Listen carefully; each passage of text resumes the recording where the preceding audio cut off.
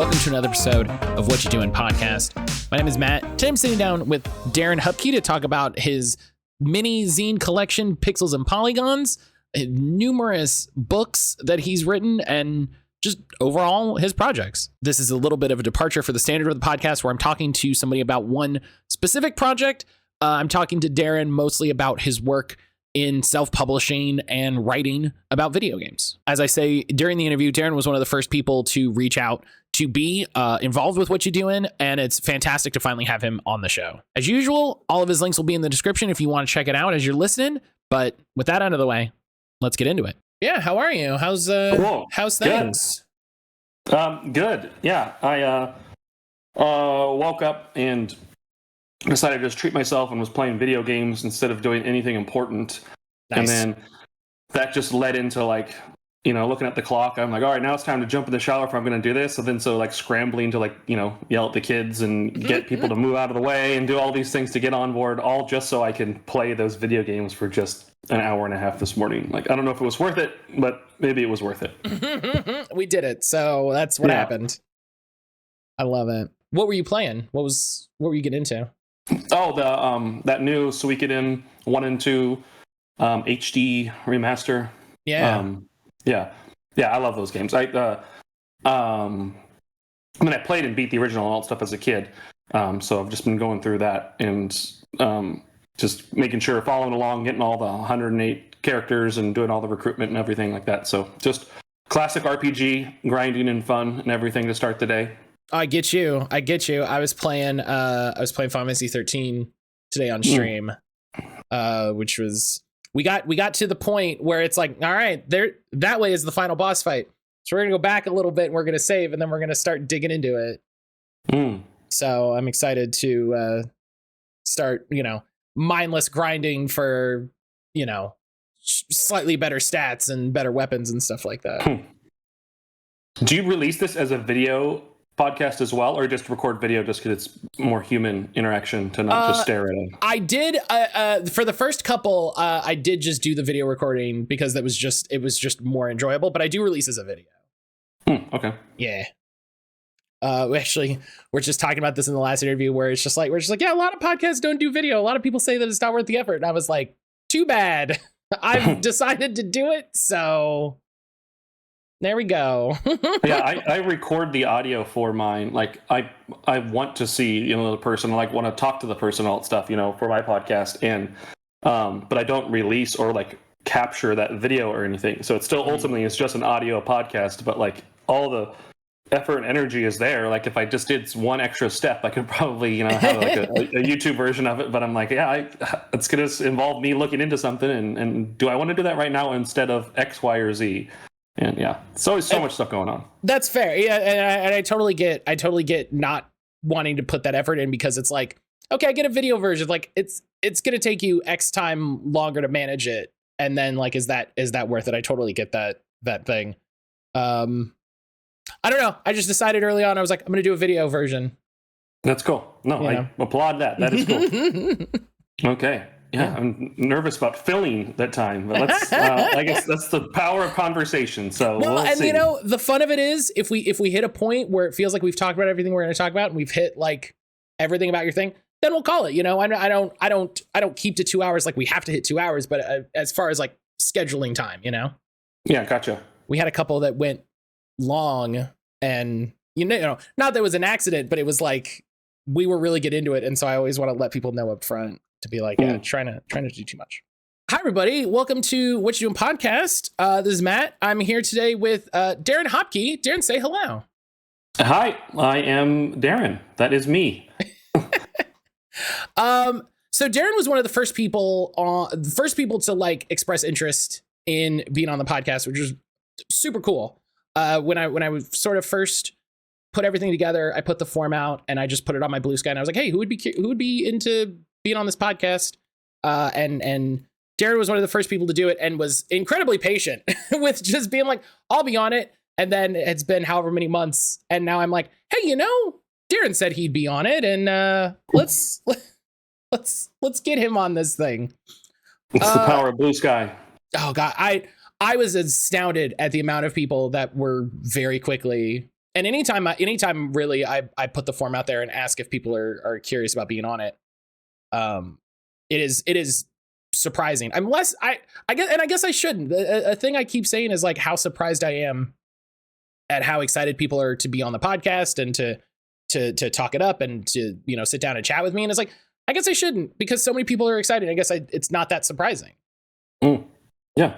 So I guess that's the whole reason we have a podcast industry, is a lot of people are like, I'll talk about my thing. Yeah, I love my thing. Tell everybody about my thing. So Darren, in my notes for shorthand, I always write like the person's name and what they do so that I can just reference it and keep that in my brain. I just wrote retro publishing because you have so many different projects and brands and names and things. I'm good at that. And I mean, we're just gonna talk about all of them, because why not? I guess the most recent thing to talk about would be the retro game zines that you just finished on Kickstarter. Yes. So first, before we listen, I'm getting ahead of myself, right? Before we get into that, Darren, why don't you introduce yourself? Let people know who you are, what you do, why you're here. Whatever. Yeah. A little short intro here at the top. Yeah, I mean, why I'm here is, we'll answer that one first. That's just to have fun, just to have a conversation, meet new people, discuss and talk about video games, the things we do to create around our passion and interest of video games, and how those things all intersect with what we're doing here. But yeah, I'm Darren Hupke. I'm just a guy. I'm just a regular old person like everyone else, and I've always been into games. Like, I mean, there's pictures of me on the now deleted Facebook accounts, but of me like playing an NES on Christmas morning. Me and my brother. It's in my hand and everything. I must have been like 2 years old or so, 2 or 3, and just from there, like coincidentally through my childhood, there's always like family photos, and like there's Darren in the background with a Sega Genesis controller in his hand. Like, oh look, this family gathering. Like, oh, there's Darren with his PlayStation. Like, oh look, hey, here's a Christmas. Like, here's Darren with his Nintendo 64. Or like, oh, they're on vacation. Like, oh, here's Darren with his Dreamcast. I am just always playing games. I've always loved video games. I'm just being like creative storytelling and all that stuff, I think, is where it all comes from. But I think once you threw the interactivity into it, like that's when I knew like I was like really into it. Like I love movies and books and stuff like that growing up as well. But like being able to interact with this entertainment and everything is what like really keeps me just like absorbed and sucked into video games. So always been a fan. And when I couldn't play video games, I was reading like magazines, reading like EGM, Game Informer, or PSM, like all like the US like publications and everything. And just always just kind of being absorbed around it. I met, my best friend growing up was heavily into video games as well. So then our conversations at recess at school were all about video games and what if we made a video game and what about this video game and yeah, so my entire life has just been all like orbiting around that. Started getting into like some comic books and some like creative writing and all that stuff when I was younger. I started managing a comic shop, and so that got me into actually writing and self-publishing like a few like small comics projects, like nothing too like big or like huge or anything, but like that just opened the door on like production and creativity and self-publishing and doing it yourself. Like you don't need somebody to tell you you can do something. Like you can go out. There's actually avenues to let you go out and do anything you want, like on your own, independently and everything. And so circling back around and having some comics projects fall through, it is a very collaborative process to make comics. And so when you don't have, it's just like a band, like if you don't have enough members to fill all the necessary instruments and roles, like you aren't going to be able to do it. And so like the video game books and publishing stuff all came because that was like, hey, like this is a solo thing I can do. Like I can do the writing, like, and I can self-teach myself like the tools, like InDesign or whatever it may be that I need to use to Photoshop and things like that to like produce like the other stuff. So like why not, even if it's like a trial of banging my head against the wall and attrition and everything, like just keep trying to see if you can at least get a hang of it enough to continue. And so like that's where I started like making my first book project and had it on Kickstarter and everything, and it was a good success. And that that just kind of fueled me to kind of continue on and snowball from there and make further projects and start to like grow the scope and scale, and then have other outlets and meet other people, and then in meeting other people be able to collaborate and do more, and it's kind of scaled and gone from there too. So yeah, that's the very long version of why Darren likes video games and how Darren likes video games. No, I love it. I'm a lot the same way. Like I grew up playing video games, and there was basically never a point in my life when I wasn't playing video games. And I think the last decade or so, I've sort of redefined my relationship with them and sort of grown in my appreciation of them, and they became no more or less a part of my life, but it became like it changed the part of my life that it was. It became more important. It became more focused. And it's funny, like you mentioned the having like family photos of stuff. Like there's one family photo I have when I was a kid of me getting Pokemon Blue, and it's the photo I think about all the time because it's one of the few photos I have from when I was a kid. But I have that same memory of going on family trips and having a Game Boy and playing Nintendo 64 at my house and going over to my friend's house and playing PlayStation and all of that. So I'm surprised, Darren, you'll be happy to know you're the first person on the podcast like for video games.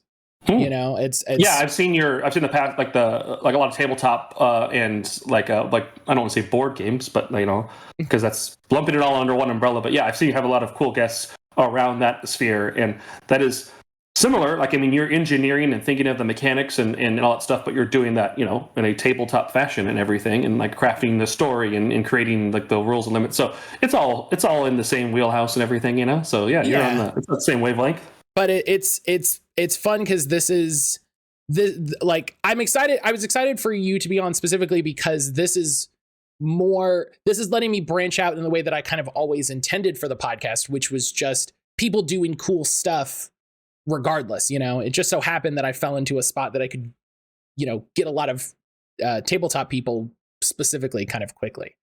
But so this has been exciting. So when you very early were like, yes, I want to do this. I was like, okay, cool. Cause I want to have, like, I'd love to have someone that does music. And I want to talk to people about the cool stuff they make, regardless of whatever fashion that is. And so I've been excited about this for a little while. That's cool. I'm excited to see where the show goes then. I mean, I'm listening along, obviously, just to like what you're up 12 episodes or so, 11 episodes. So let's get into those triple digits and let's see the type of people we can talk to on Matt's show. That'll be cool. I appreciate that. I really, people have been amazing with listening and reaching out and saying how much they like it. And it has been phenomenal because honestly, I've said this in a previous episode, like this is an idea I've had for a while, kind of off and on, but an idea that's stuck with me of just asking people how they do the thing that they do and what drove them to do it and what inspires them to, what gets them out of bed doing the thing every day. So I think that's where we'll start here. We talked a little bit before the intro, you got up, you were playing some video games before the day started. What was, you mentioned you worked in a comic shop doing independent publishing. I imagine that'll come up more as part of this, but what was kind of the thing that inspired you to say like, hey, I want to take my love of video games, my passion about video games, and I want to turn this into a written format, like a researched format to talk about them for people? Yeah. I mean, I think it's because it was like, like my fifth swing at trying to like be involved in games and like insert myself into the like quote unquote industry of it at somehow, some way. Because I've attempted to and dreamed of being involved in games like forever. Like I can, I remember an issue of Next Gen magazine I picked up off the newsstand. Dante from Devil May Cry was on it, but there was a little blurb on the corner. I've not seen the cover of this issue in years, but it's burned into my brain. But there's a blurb about it talking about DigiPen. And it was an institute where you can go and learn. I think it was partially funded from Nintendo, so it was up in Washington and everything.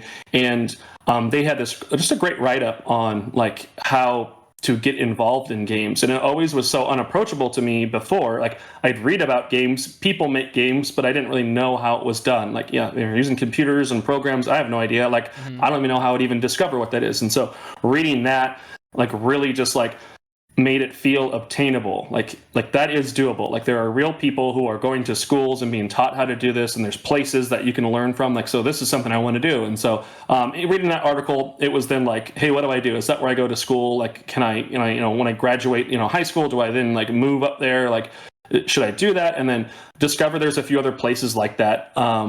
The Art Institute was in Southern California, and I did go tour that school with my, at the time, girlfriend, who is now my wife. We went down there and did all that, and there was a few like Blizzard alumni who were coming back, and this was all like pre-World of Warcraft. And like to try and like that's what to try and excite some of the new potential students, they were showing off some early character models and renders of like World of Warcraft assets before it was officially announced. And so I remember connecting those dots years later, like, oh man, like that's what that was. That's really rad. And then reading about companies like Full Sail, like University, I think they're based out of Florida.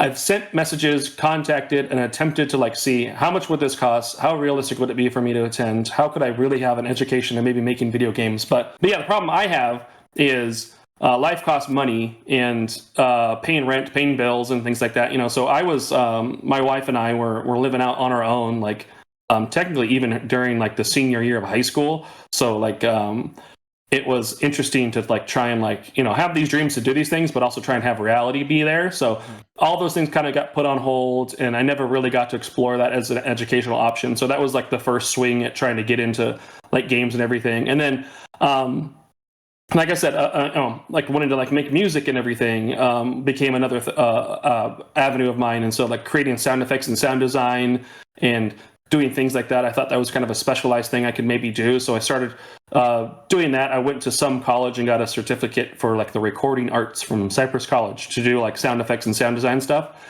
I've been able to like do a handful of like games, but never been able to like branch out and like, be a part of like a bigger or even like a medium-sized team to help like put together like a larger project, but still just circling how I can get involved with games.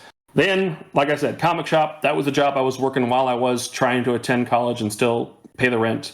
And that, I don't want to say delayed my like gaming interests or anything like that at all, but like definitely getting involved there, like seeing like the creative writing, seeing the storytelling, seeing like the production and like art and everything come through. It felt to me like, hey, like, games may require a team of people. Comics require just a handful of people. Like maybe I can just start and like try this. This is the creative output I really want. I want to create, and I just don't know how I can, get that done, possibly. But this is maybe the first step I can take. So living in that world for a while, about a decade of being in and around comics. I mean, I'm still around comics. I'm staring at a giant stack of comics on my desk over here.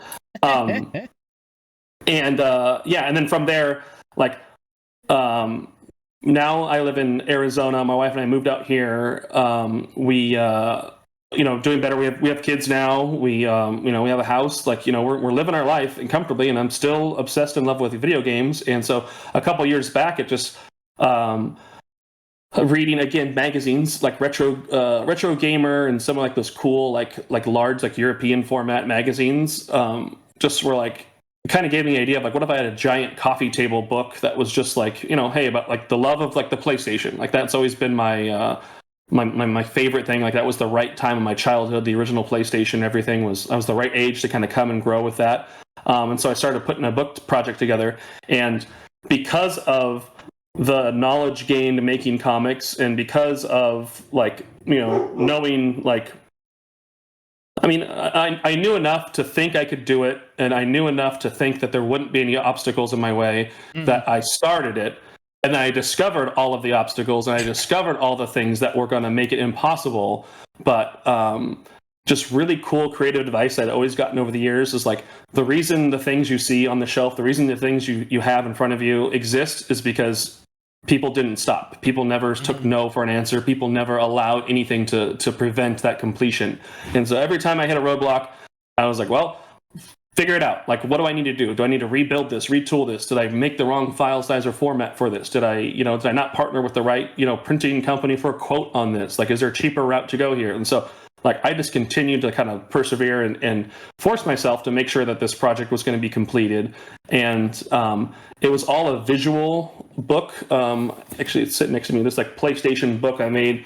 So it's like, I have like that blurred camera thing on here, but it's like a big hardcover, and then internally, like, it's just all screenshots and like the information of like the release dates of the games, but no like write-ups or anything. But it was a cool coffee table book like I wanted to do. And once I finished that project, it was just super motivating to think like, okay, well, now am I going to commit to like writing and actually like doing research on these games, digging into the histories, like starting to put like my own words and voice in like print and everything. Like, can I, actually do that? And, the answer is yes, I can, but self-doubt and everything trying to stop you from doing that is what, is going to get in your way. But yeah, I just kind of kept at it and, got that first book out there. And even though it wasn't perfect and I learned a lot of things, like, all the things I learned along the way is what helped the next thing be better, and the next thing after that be better, and the next thing after that be better, and has let me continue to kind of like, put out these, now multiple avenues of books and zines and stuff like that. So, it's been crazy. I love that because you hit on like exactly the thing I had when I started doing this, of just like, I felt like I knew enough that I could do it. And you get far enough to be like, yeah, okay, I can do this. And that's when you go, oh, how the hell do I do this? Or, oh, I hadn't considered this. What should I, like we talked about doing video for the podcast. I might cut that out, so I'll mention it again. And I was at the beginning, I was just like, yeah, I'll do video. And then I was unsure about it. And then I was like, well, it's gonna do a lot. And, like you said, like, the only answers at that point are keep going and figure it out or stop. And I was like, well, I don't want to stop, so I guess we're going to figure it out. Yeah. And yeah, gosh, and I think that's such an important part of it, is like having the confidence to start and then letting the momentum of it carry you, and kind of understanding, because it's so easy to not do something before you've started it, because you just don't have to do anything. You're just like, well, I can stop doing this right now because I haven't done anything. So, okay, cool. But yeah, it's so motivating to like that's the thing that allowed me to keep going. It was actually having a finished thing, like being able to successfully be like I did this. This is done. This is complete. I actually completed that. Like, that was like more motivating to like start the next thing so quickly and get involved in the next thing so quickly, because it's like, it's possible. Like, you can kind of see it through. Like, I remember the first comic I did, I worked at, like I said, a comic shop, and one of like the part-time guys, the owner had two shops, and so it was a guy who worked at the other shop. He was just some part-time kid, and he was just a kid, like, I don't hold anything against him or anything like that at all, but like, I remember one time he was like talking crap, I will say. I'm not sure if expletives are not on podcasts. I probably should ask for that. No, you're fine. Yeah, he was saying some shit, and it was just weird to me. Like, I was like, he was like, kind of like poking holes at it, like making fun of like the quality, just kind of putting down like the comic that I did.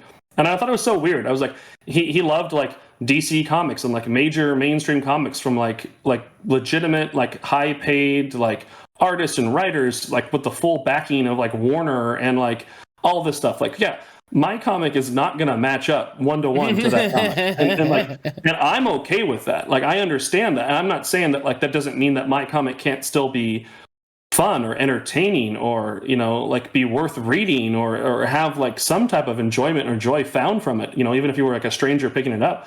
Like, I mean, I made it for me and everything, and like other people enjoying it is awesome. But like, it's just so weird to have somebody like crap on it. And then like, so I didn't like confront it, but like I had conversation with him about it. And like, he talked about his own ideas and like, oh, well, like I have a story for this, blah, blah, blah, blah, blah. And it was just like, cool, man, do it then. Like, until you do, like, here's my comic literally on the shelf right here that we can buy. Yours doesn't exist, but like, let's go ahead and keep talking about how mine's bad. And so like that's probably been the only negative interaction I've ever really had about any of my products. It's more of like you just don't hear anything, and like I'm just curious to know. Like, I mean, people have bought like my stuff. Like, was it cool? Did you like it? Did you find some joy in it? Like, let me know. I would love to know. But yeah, the only negative ever came from like that in my entire like kind of creative outlet, and that really like was just the right one to have, because it's like, you know, like what negativity or what like naysayer is going to say anything to me about what I'm doing? Like if you don't enjoy it, that's fine. Like if you like critically find something that's just, you know, not good about it, like great, like I can respect that and trust that. But just to like say it's not good because you have a better idea to do something, but your idea doesn't exist, like you can continue to sit there and, you know, not have any involvement in my, you know, creative world, because like it's just not worth my time, effort, or energy to have that in my process, you know, like I'm doing what I'm doing because either the thing that I want to make doesn't exist, or maybe there's not like a refined version of what that is. And my goal, like, or not my goal, but my joy would be if somebody came along and did a better version of my books and like did like a better history on like PlayStation games and did like a bigger hardcover and all that stuff. Like, oh my gosh, guess what? I win, because that's an awesome thing that I would buy and love and enjoy. Like, so mine aren't to say that mine are the best. Mine are, I mean, the things that I'm doing, and there's no implication that like they're better than anything else anybody else is doing. Like I'm just contributing to like the shared like creative output that we all have, and being able to participate in that and, you know, have books on a shelf somewhere, like that is still so crazy to me. And like it's just, you know, it fills me with like pride that like I was even able to like, you know, push myself to like ensure that they were finished and done and there. So like if one person even finds entertainment and value and joy out of it, you know, then that's what's worth doing, you know, because I'm not selfishly doing it for anybody else but me. Like I wanted this thing to exist. Like I really wanted a book, you know, books and zines and stuff like this on my own shelf. So being able to be the one to do it, awesome. And if it inspires and creates somebody else to do bigger and better things of that, even better. We all win from that, and we're all like kind of sharing that same kind of like output and hobby of, you know, books and publishing and production of like the hobby that we all love in video games. So yeah, not sure where that tangent came from, sorry, but that's creative stuff, man. It's and great. You were worried about filling time. But Yeah. no, I think anybody who's making creative works like this would sort of echo that statement of like if somebody sees my thing and that inspires them to do something similar or different, but it inspires them to do that thing, and that thing ends up being better for whatever reason, that's great. It inspired you to make a thing, and so that's great. That's exactly what it did. And you hit on a thing that it's been amazing. It's come up every single person that I've talked to, of you got to make the thing for you. You have to want to make the thing, and you have to make the thing how you want it, and you have to do it for yourself. You can't be like, I'm going to do this to make money. I'm going to do this for whatever. You have to be like, I'm making this for me. And then if other people like it, that's great. But this is the thing I wanted to make how I wanted to make it. And then there it is. Yeah.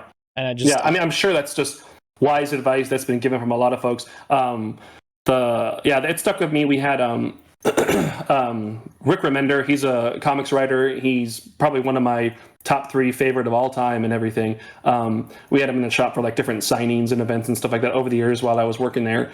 And he gave me that advice, like, you know, knowing that I wanted to create books and everything, and chatting with him about his process. Like that was one of the first things he said was like, don't do it for anybody else. Like, do it for you. Like, if you're trying to come into it to be a rich millionaire, like the best comic book writer is not a rich millionaire who's, you know, like living large or anything like that at all. So don't, you know, if you're going to try and do it for money, you're doing the wrong thing.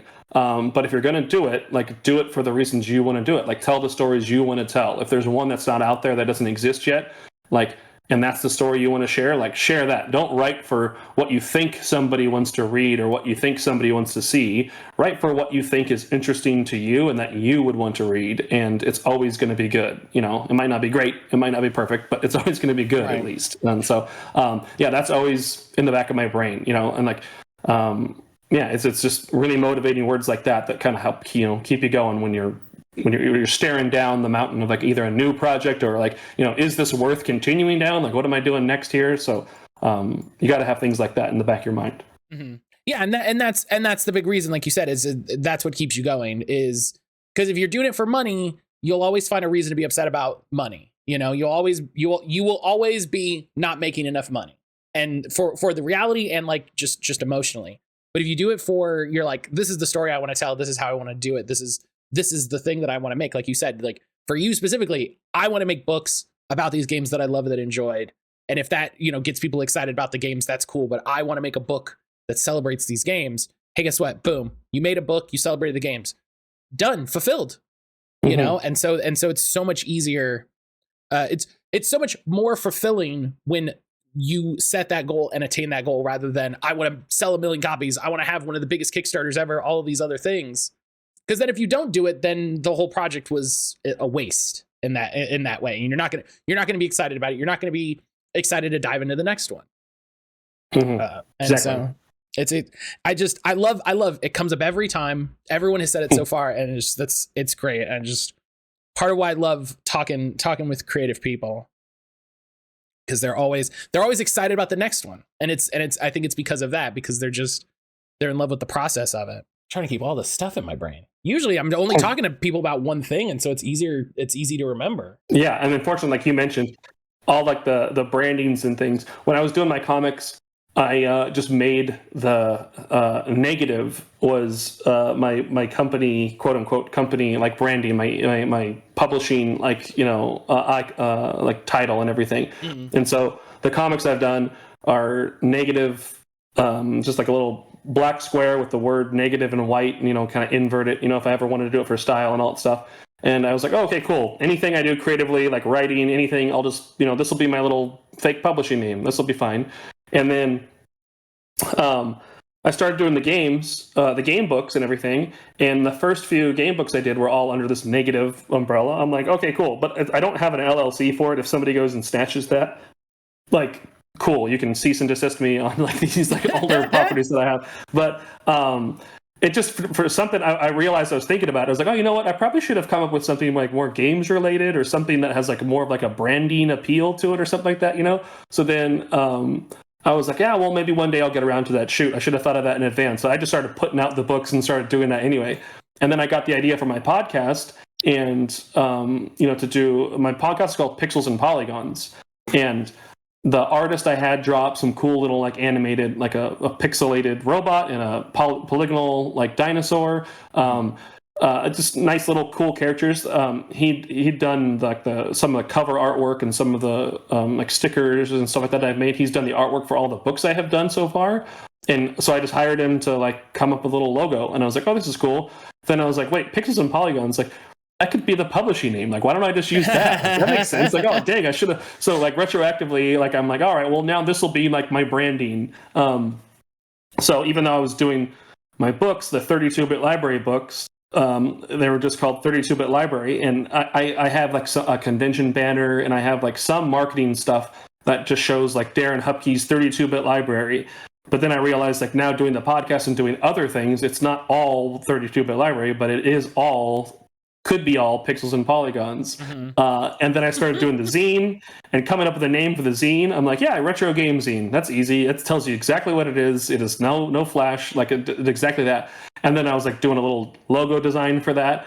And I was like, oh, you know, I could use like a little Pixels and Polygons presents retro game zine. That way I can kind of tie it all in together there. Like, yeah, let's do that. And so, yeah, now I have my website. I'm just so confused about, like, you know, so many different logos and things. I have Pixels and Polygons, I have the retro game zine, I have a 32-bit library, but I set up an LLC. I actually did the Zen business, you know, LLC payments, and did all these things to like actually start Pixels and Polygons. And so now what I'm telling myself I'm doing now, it's all of my output, all of my creative output for all my game stuff.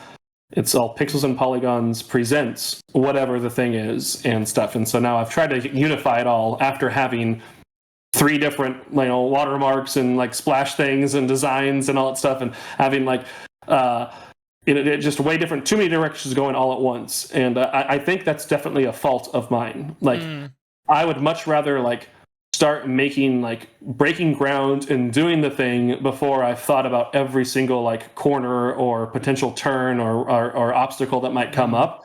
And so like, yeah, if I was a little bit more deliberate and slowed down and like thinking like, you know, like being more purposeful and planning, like maybe I would have foresaw some of that stuff, you know, but you know, as it is, you know, it hasn't ruined any of my projects. It hasn't made any of them, you know, like lower quality versions of themselves. It's just kind of made some branding and publishing design things maybe a little confusing for folks. But at the end of the day, it's fine. The books are still exactly what I wanted them to be. So it all worked out. Well, and you know, the value of the internet is like, oh, here's this page for this. And hey, it's real easy. You just change that URL and make it point over here or anything like that. You started with the PlayStation book, which I saw on your website. It's gorgeous. I love the long layout. That's really fun. And that was one of the problems too, because it is not a standard book size or anything. I don't know what I did. I mean, I opened up InDesign and I was thinking like, okay, how big do I want this page to be? And I think I looked at like maybe a retro gamer or something, and I measured how wide it was. And I was like, cool, I want the pages to be this wide.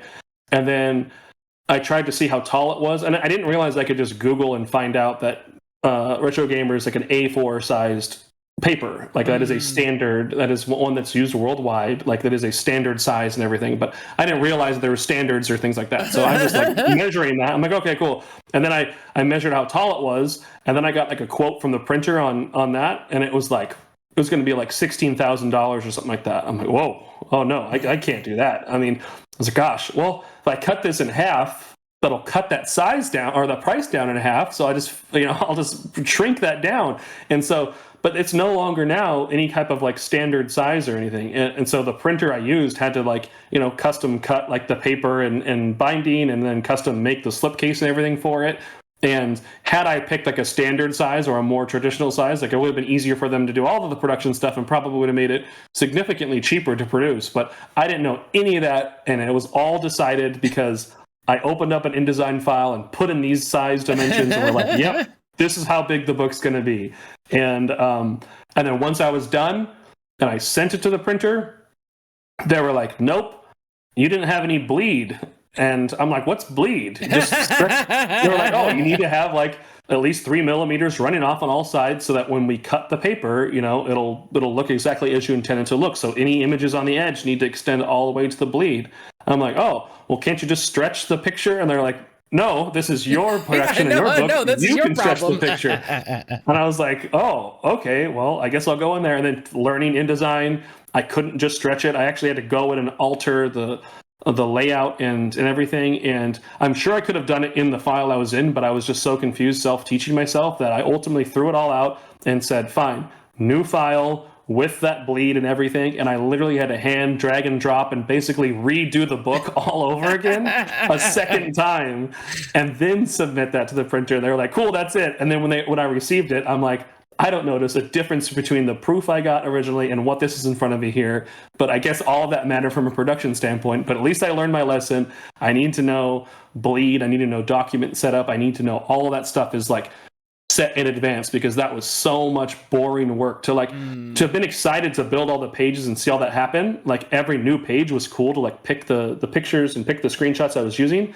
But then to do it a second time, and I'm doing the exact same thing again. Nothing was new. I was like, oh my gosh, this is a real test and trial here on me. But obviously, you know, if I quit and said, okay, I guess I'm just not going to do this book anymore, like it would have just all ended there. So so now I am far more thought in advance of like, what's the book size? Make sure it's like a standard. Make sure I'm looking at production and document settings. Make sure I'm well aware of CMYK and RGB, because all of that matters as well too for like a color and printing stuff. All things Darren didn't know when he thought, yeah, this computer program lets me put images in here and then I can just send it to a printer and they'll print it. It's that easy. Right, yeah. The program will figure it out.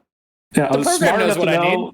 Yeah, I was smart enough to know just enough to make me dangerous, and then dumb enough to like have to learn it all over 3 times and challenge myself. But it's beautiful. That was the PlayStation book. I've definitely had to do that with projects where it's just like, well, I guess I have to do this whole thing again because of a thing I didn't know about. All right, here we go. And who's there to tell me what not to do? There's nobody. Yeah, it's just you. That's a thing that came up in one of the earlier episodes, specifically about TTRPG, but there's a lot of publishing stuff, a lot of publishing crossover that I'm surprised there's not more knowledge share between independent publishing and independent like TTRPG design. One of the things, I don't know if I've ever said this out loud anywhere before. One of my like dream projects, one of the things, if it's like, if I had whatever money and could just, my job could be the thing that I decide I want to do. I would just run a print shop. I would just run a print shop for people to be like, hey, here's my zine. I want to print my zine. And it's like, okay, cool. Here's all the right paper. Here's the right sizes. Here's all the cuts and all of that. I would just run like an artisan print on demand shop where it's just like, yeah, send me what you want. I'll put it together. I'll print it, and then we'll ship it all out.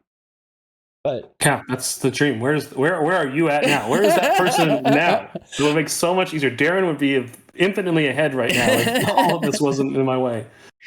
But so what I was leading to, 32-bit library, is kind of is the thing that I knew you for. The thing I sort of came across from you first was 32-bit library, which so that Darren doesn't have to talk about his stuff the whole time, are these really gorgeous books based around mostly individual publishers from the PlayStation era, and just gorgeous big old books. Like you said, like you wanted to have these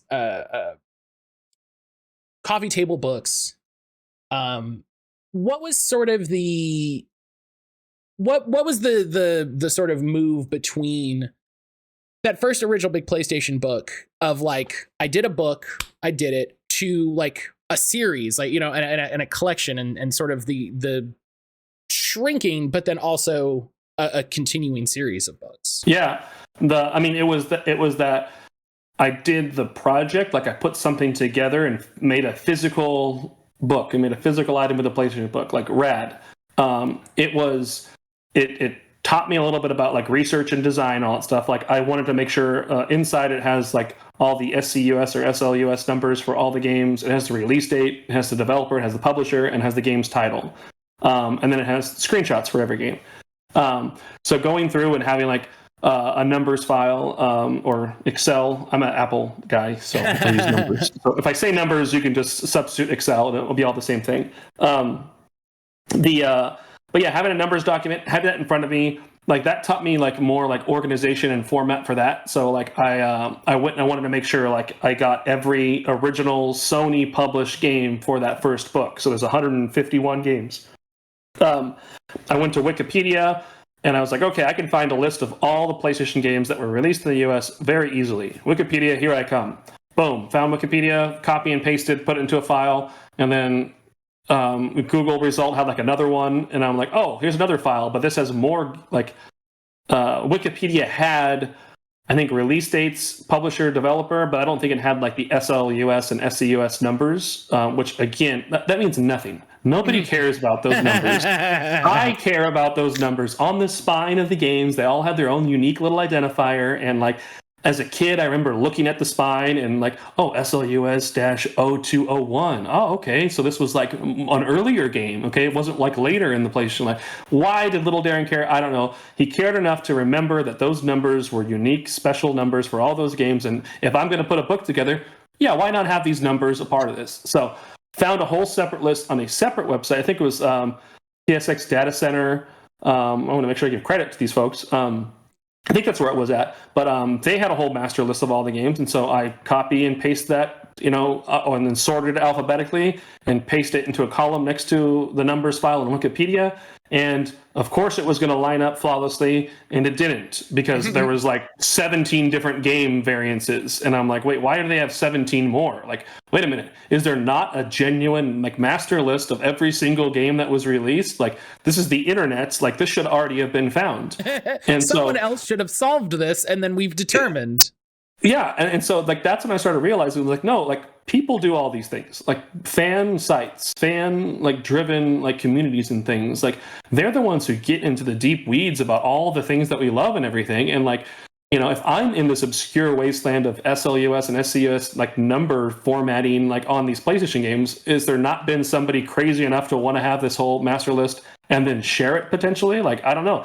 There's no way I'm the first person to do this. So I continue to browse the internet, all stuff, and everybody I found a few different lists, and they all had variants to them and everything. And then PlayStationLibrary.com, like you know, it's run by this guy Jason Dvorak, who does like a YouTube channel called Game Rave TV. I discovered his website, and he is crazier than I am about PlayStation games and collecting things. He has a full. He's not the only person, like, you know, who has one, but he has a complete set of every U.S. release or North American released PlayStation game. So he has the full collection of all of them, the rarities and all. And then he goes through and because he had all of that, then he went and got all the variants. Some games sort of had like a Toys R Us exclusive cover, or this was packaged with this light gun in this color if you bought it from, you know, here. So he went and got all the variants, all the greatest hits. You know, he's even gone through and gotten all like the demos and demo discs and things like that.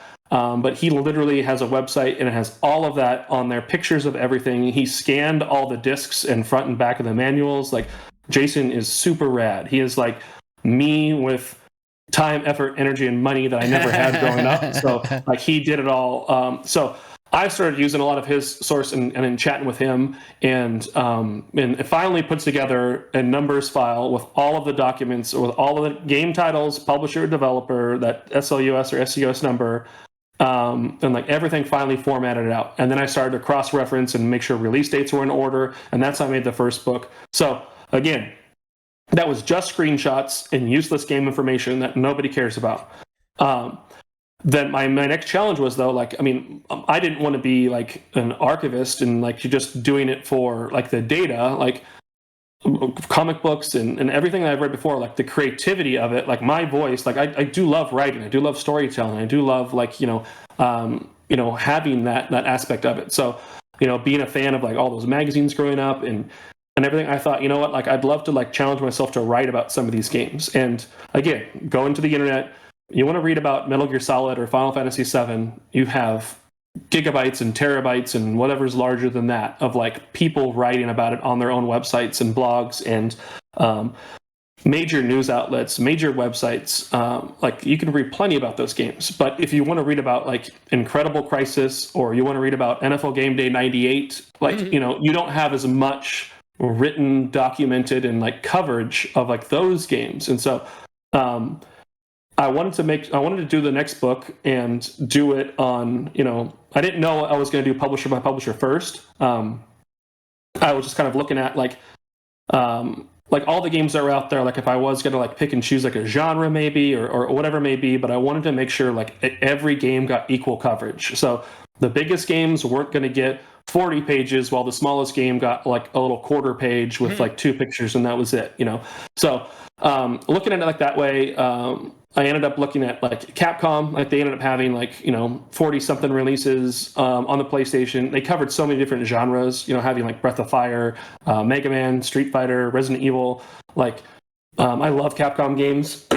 So having them have like that much variety of genre, like I just felt like that would be neat to maybe start there. Like, and then in my head, I was thinking like, maybe that's the target. Maybe I just do publisher to publisher, and I don't do every single publisher, but like I just, you know, the major ones, the ones that have like a decent sized library and like great genre coverage and everything, and I can go from there. So that was the goal, to blow up the size of that original PlayStation book, but add writing, equally cover all the games inside, and make sure that as much as, you know, Capcom's, as much as I love, you know, Street Fighter Alpha 3, I wanted to make sure that One Piece Mansion or Fox Hunt, or like these really obscure games they put out, also got write-ups, coverage, interview, or like finding old reviews, seeing what people said at the time, like what made the game unique or special, just like things that, you know, if you were never going to go back and play those games yourself, you can at least get a little development history, what made that game special, and, you know, what people said about it then and how it stands up now type of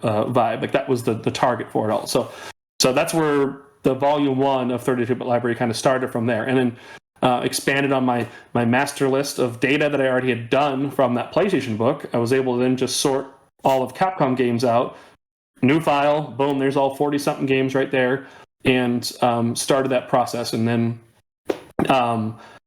it was trial and error still too. I didn't know how many, like, you know, how long of these write-ups, like how long should they be, like how many screenshots should be inside, like what's the sizing, all that stuff I should do. But again, knowing that Retro Gamer magazine size, I don't know why I'm obsessed with that, but hey, I now learned that is A4 sized. Why don't I just make sure I open a document, do it at A4 size, and we'll see what we can do from there.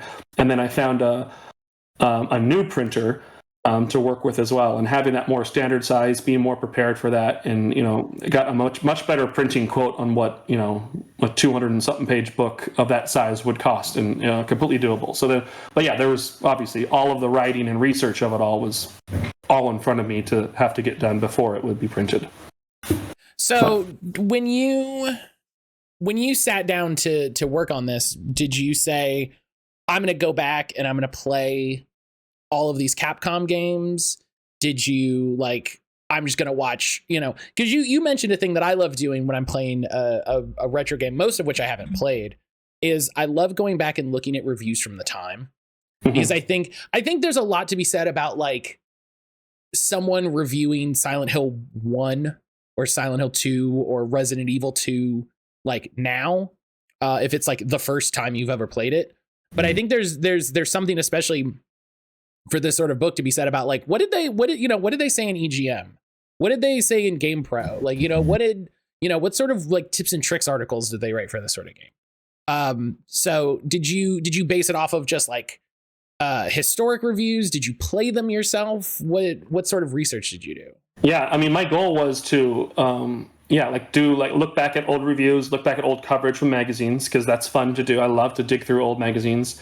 There's a website called Retro Mags that, well, legally, I don't know, maybe you shouldn't download them if you don't own them type of thing, but if you do own them, you can download them from there.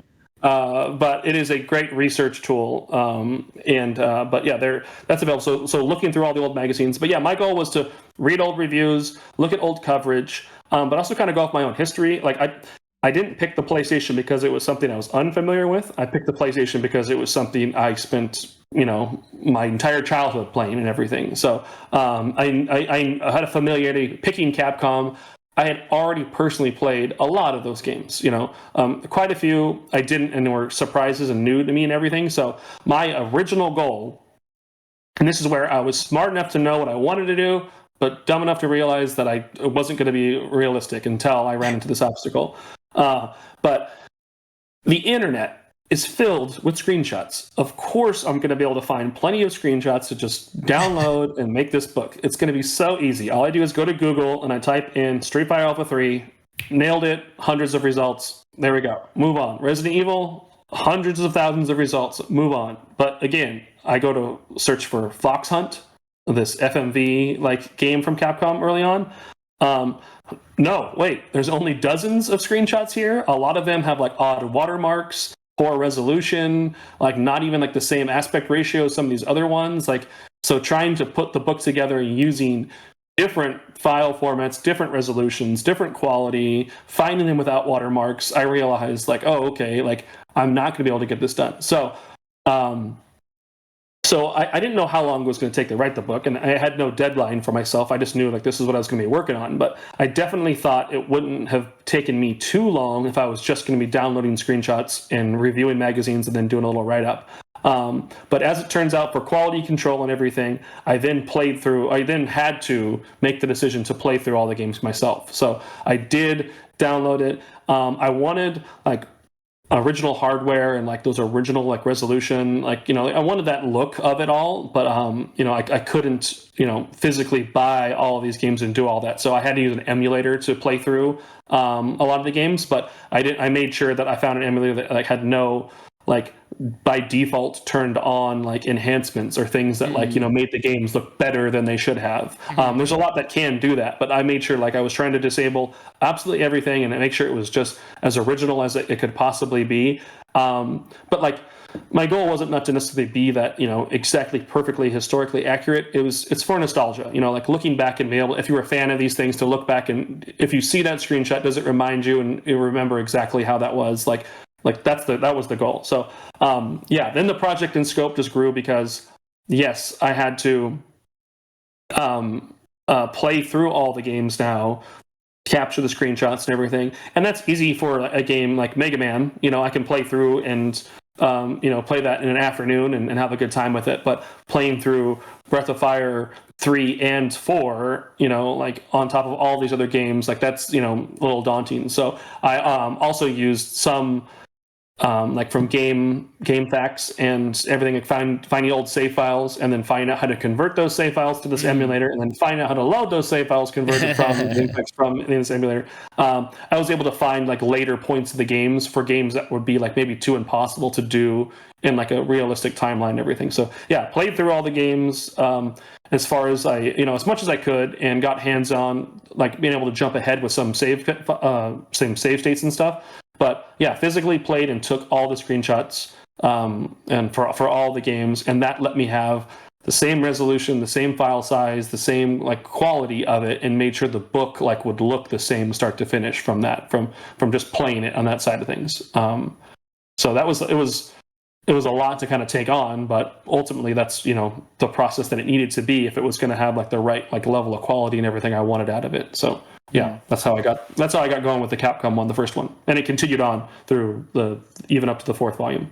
Yeah, that was gonna be the next question. Was once you got through it, did that just become your process for the rest of them? Of like, hey, I'm just gonna capture my screenshots myself. I'm gonna load up emulators and load up save states and do what I got to do, and that's just how you started from then on. Mm-hmm. Yeah, then that's exactly that. So I would I go in and confirm all the boring data of it in the spreadsheet, and then I dig through like old magazines and everything like that, and I screenshot or screen grab like those reviews of just the game and put it in a Word document or Pages, as again Apple user. And every game has like my space for my write up, and then like any like reference images of like previews, reviews, and things like that I want to look through.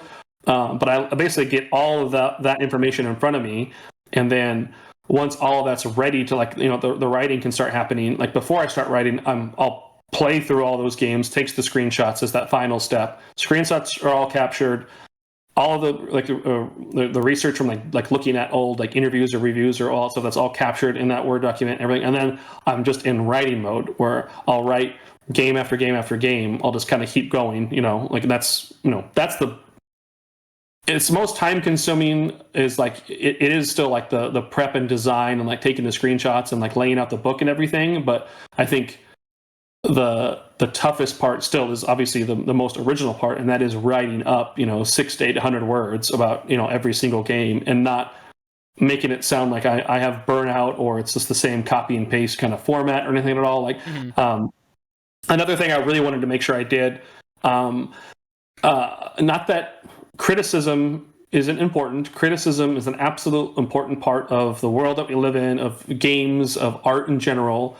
But I cannot stand negative people and people who just want to dunk on things or say like, oh, this sucks. This game was the worst in the series because it was so boring and bad, blah, blah, blah. Like, play something you like then. Tell us about a game you love. What was the last game you saw the credits on and were obsessed with? Like, tell me that game. Don't share your hot take on like the negativity of it all, People put time, effort, energy. They didn't set out to make a bad game. So like, if you're not helping anything, like move on.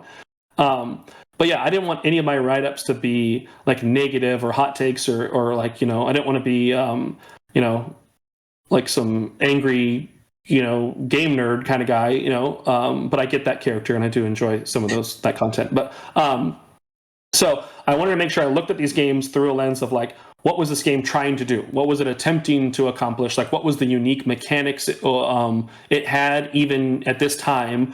Are there modern takes on these mechanics or designs that like you can kind of see threads from here?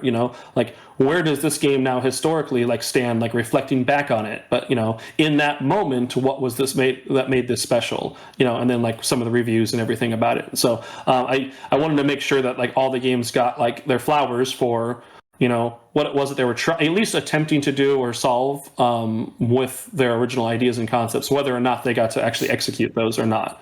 But yeah, like doing all those writing and all that write up is like the most exciting part to do, because it's the part where the self-doubt and your own brain can get in the way, because you're like, is this good enough? Is this good enough? Do I need to redo this? Like, I want this to be right. Do I just throw this all out? Like, do I need to just stop picking over and parsing over these words? And you know what? This is good. This successfully told this story. Move on to the next one, or else you're never going to finish. And so it's that part that you kind of engage that side of your brain the most on in my process anyway. Mm-hmm. And that makes sense, because that's like you said, that's the part that is the most you. It's the part that you have the most kind of contribution to. It's the part that's the most in your voice. So that's the part that you're going to obsess over and want to tweak and want to get just right, and want to fix 1,800 times. If it's just like, how many times, okay, I'm playing to this, but I took a screenshot. I don't know if I took that screenshot right. Maybe I should try pressing the button slightly different. Maybe I should save it as like a JPEG with, there's only so much it's like, okay, there, I took the screenshot. There, we can move on. I still found ways to be obsessive about that. For some reason, again, I mentioned like NFL Game Day, but like in some of the sports games, I grew up in Southern California, and Angel Stadium. I'm never was a baseball fan. Baseball is boring. Again, I'm not a hot take guy, but I will say that baseball is boring. There's my hot take. But it was really cool because they had a unique stadium. They had like kind of this like weird little like outfield spot where it kind of opened up and you can almost see across the freeway. And ultimately their hockey arena, it used to be the Arrowhead Pond. Now it's the Honda Center. But that's where like the Ducks would play for NHL games. But the little like divide in the stadium where there was this like little grassy green little hill, and where it opened up between the stands, it was kind of like a unique design. And so I remember playing one of the early MLB games, and that was when like the Angels got, from the California Angels, they got redesigned to the Anaheim Angels. And I noticed like that was one of the things on the back of the case it called out was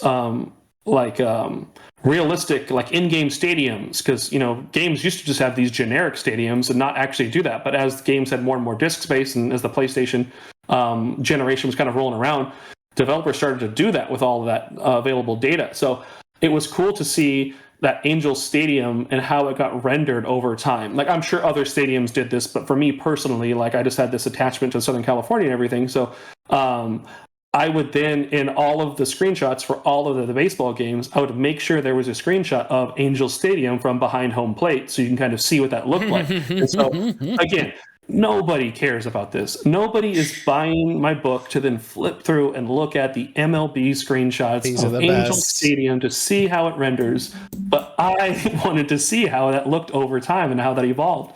And then I was playing some Jeremy McGrath Supercross game.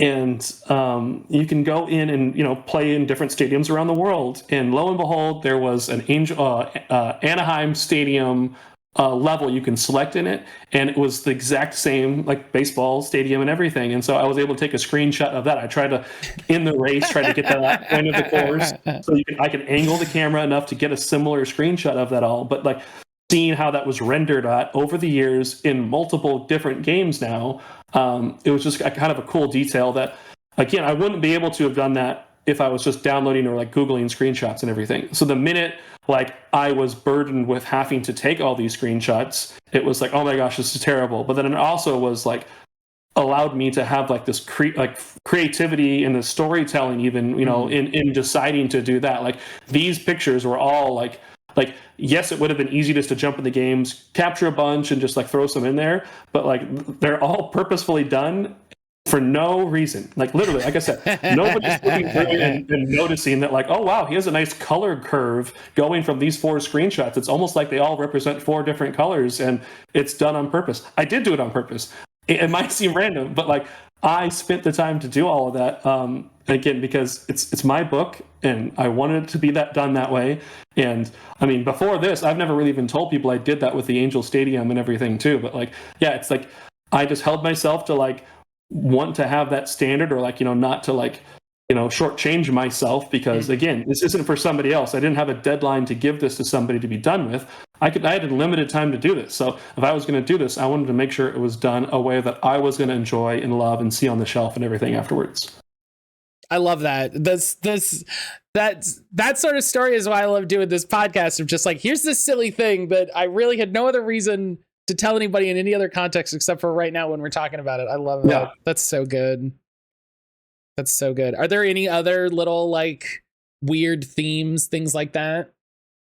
Yeah, in the I think I started in the Namco book. So I did the big A4 sized books, the hardcovers with slipcases and everything. And then after I did the third book, I was able to make a paperback, a 6x9. That's it. Again, I have my stupid blurred camera filter on, but like this is the paperback size of them now. So I was able to like a little paperback and hardcover size like this with a different printer. And those are the ones that you can buy on Amazon and everything. But when I converted it into that smaller size, it wasn't like I couldn't just shrink that A4 page size down and fit perfectly. I had to have margins and bleed and all of the document size. Things I knew. All of these things. Yeah. So I set myself up for success there. But in remixing that in that smaller size, the Capcom book, I decided to like, hey, why not just like try and make all of the screenshots be 100% different from what they were in the big size book? Because why not? Why not? In my head, I was like so worried. I was like, oh my gosh, people bought this book from me. Like, are they going to be mad that I have this different format? Like, why? Like, are they going to want to buy it again? Like, or is this for new people? But if it's for new people and somebody doesn't want to miss out and they bought the old one, like, do they really want to buy the same book again? Like, I got to find some way to make sure that everybody could be happy if they purchased this. And so new screenshots was the gimmick. But yeah, anyway, when I was converting it into the paperbacks, like after the second book, I realized I was the one, I didn't realize it then, but like I'd already known, but like me having control over where the screenshots are, I decided I wanted at least the title screenshot to be in the same square on the same page of every single game. So if you're flipping through it, you'll always see the title screen on that same spot in the grid on the second page of every single game. And then in the Konami volume, the volume 3, I decided to go a little bit further, and in the options menu, a lot of them have like a controller settings menu, and there were just like really random, like different ways companies like rendered out like the PlayStation controller. Like they used like a weird little 3D model that looked kind of like low res and stuff. They used a hand-drawn like, image of it. They used like a generic one that wouldn't be legally binding for some reason, or they used one that had like the full details on it. But there was just enough unique. I just started noticing that they were like different enough for every game that I'm like, well, you know what? I want one of these screenshots to be that like options menu controller render. Like it could just be another generic screenshot of gameplay, but like, why not have like what this what the UI and options menu look like, and what this controller render look like, and all that stuff. And then in my I started adding like little commentary to some of the screenshots, like an old magazine would have, like little call out. And so I started having those screenshots be the ones that like I add a little comment to and all that stuff. So there's like, if you read just the story of all of the controller renders, like it's like it builds with excitement. Like, oh my gosh, they really nailed it with this one. Like I love the render. Like this is the first time we're seeing a DualShock. Like, oh wow, check this one out. It's at a 3/4 angle. This might be the best one in the book yet. Like, oh no, they really dropped the ball here. Like, wow, it's just 2D. And they only do that. Like, why do you want to read my running thoughts on what the options menu screen of the controller renders looked like of one screenshot of all these games? Again, books are for me. I love it. No, that's so good. That's so good. But see that like you said, it's free. That's exactly the sort of thing that's just like, and it's a thing that you can only do after you've done it a few times. Yeah. In what you're not worried about is how am I going to put this all together? How am I going to do this writing? Where am I going to get the screenshots? The writing, you know, especially by the third book, but you're like, I've done it enough. I'll get to that when I get to it. The screenshots, I've got that handled. The layout, all of this. And then you're just like, all right, what weird little silly things do I want to do here? What if I put a screenshot of how the save icon looked as a blurb in, you know, just all the weird little touches that you can do once your mind isn't thoroughly engrossed with how do I do the thing. Yeah, it's nuts. I mean, this is the first time I've really expanded upon it, and like talked about how like all these little details, like you know, this was the process. This was the time-consuming part of it all, but it was all for, you know, my reasons and all that stuff. I remember I was at a convention one time, and a guy who was not really interested in the books at all, he was just walking around and grabbing as many freebies as he could. And when I did not have any free stickers or anything for him, he was like just ready to walk away. And then, I'm nearly confident he said this to try and insult me, but he's like, can't you just like Google all this stuff and find this on the internet for free? And like, I wanted to almost like tell him like, oh yeah, like absolutely. But I was purposeful about these screenshots of the Anaheim Stadium and how the option screen looks and the title screen look and like all these things. But like, I was like, man, this guy's not worth it. And I was like, yeah, you could. Yeah, you can save some money. Go ahead. You can Google it right now. You're all good. And so just let him be on his way and everything. You know, like you don't have to buy my book. Like if it's not exciting to you, like that's totally fine. It's for the people who are excited by it and they could be interested in it. But it was just so weird, the passing comment like that. And I'm like, in my head, all of that went through there of like, no, I made all of these decisions. There's so many of these little details in there that are like, you can't just get that from Googling it. Like, but yeah, if you want to water it down to that and boil it down to, you know, reduce it down to like the least, you know, interesting and common denominator of it all, like, can you just Google all these screenshots? Yes, absolutely you can. Go ahead and go do that. That is free for you. Have a good day. Yeah, that's not even necessarily the point of the book. Oh, the other point of the book too is it's all in chronological order. So the first game in the book is the oldest game in their released cycle. And so it goes through, it's not alphabetically done or by genre or anything. It's all chronological. So again, as you flip through it, you can see screenshots as they get a stronger hold on like the hardware and developing for the PlayStation, you can see, you know, games look better and better and better as like the pages go on and everything too, which is again, another useless, you know, organizational detail, but one that makes the 32-bit library books the greatest books devoted to independent or individual publishers of PlayStation releases available in 6x9 format. Also, the only books dedicated to individual publishers covering only PlayStation games in 6x9 format.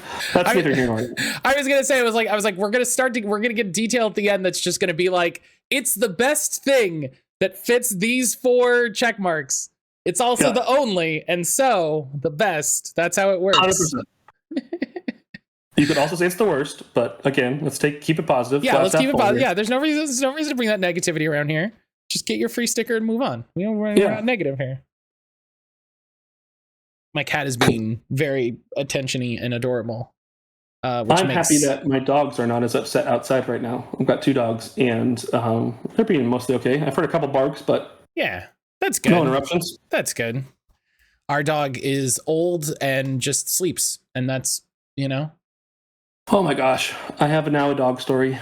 This is relevant. Oh, let me take a drink real quick. No, go for it. Here, I'll join you. So, childhood dog.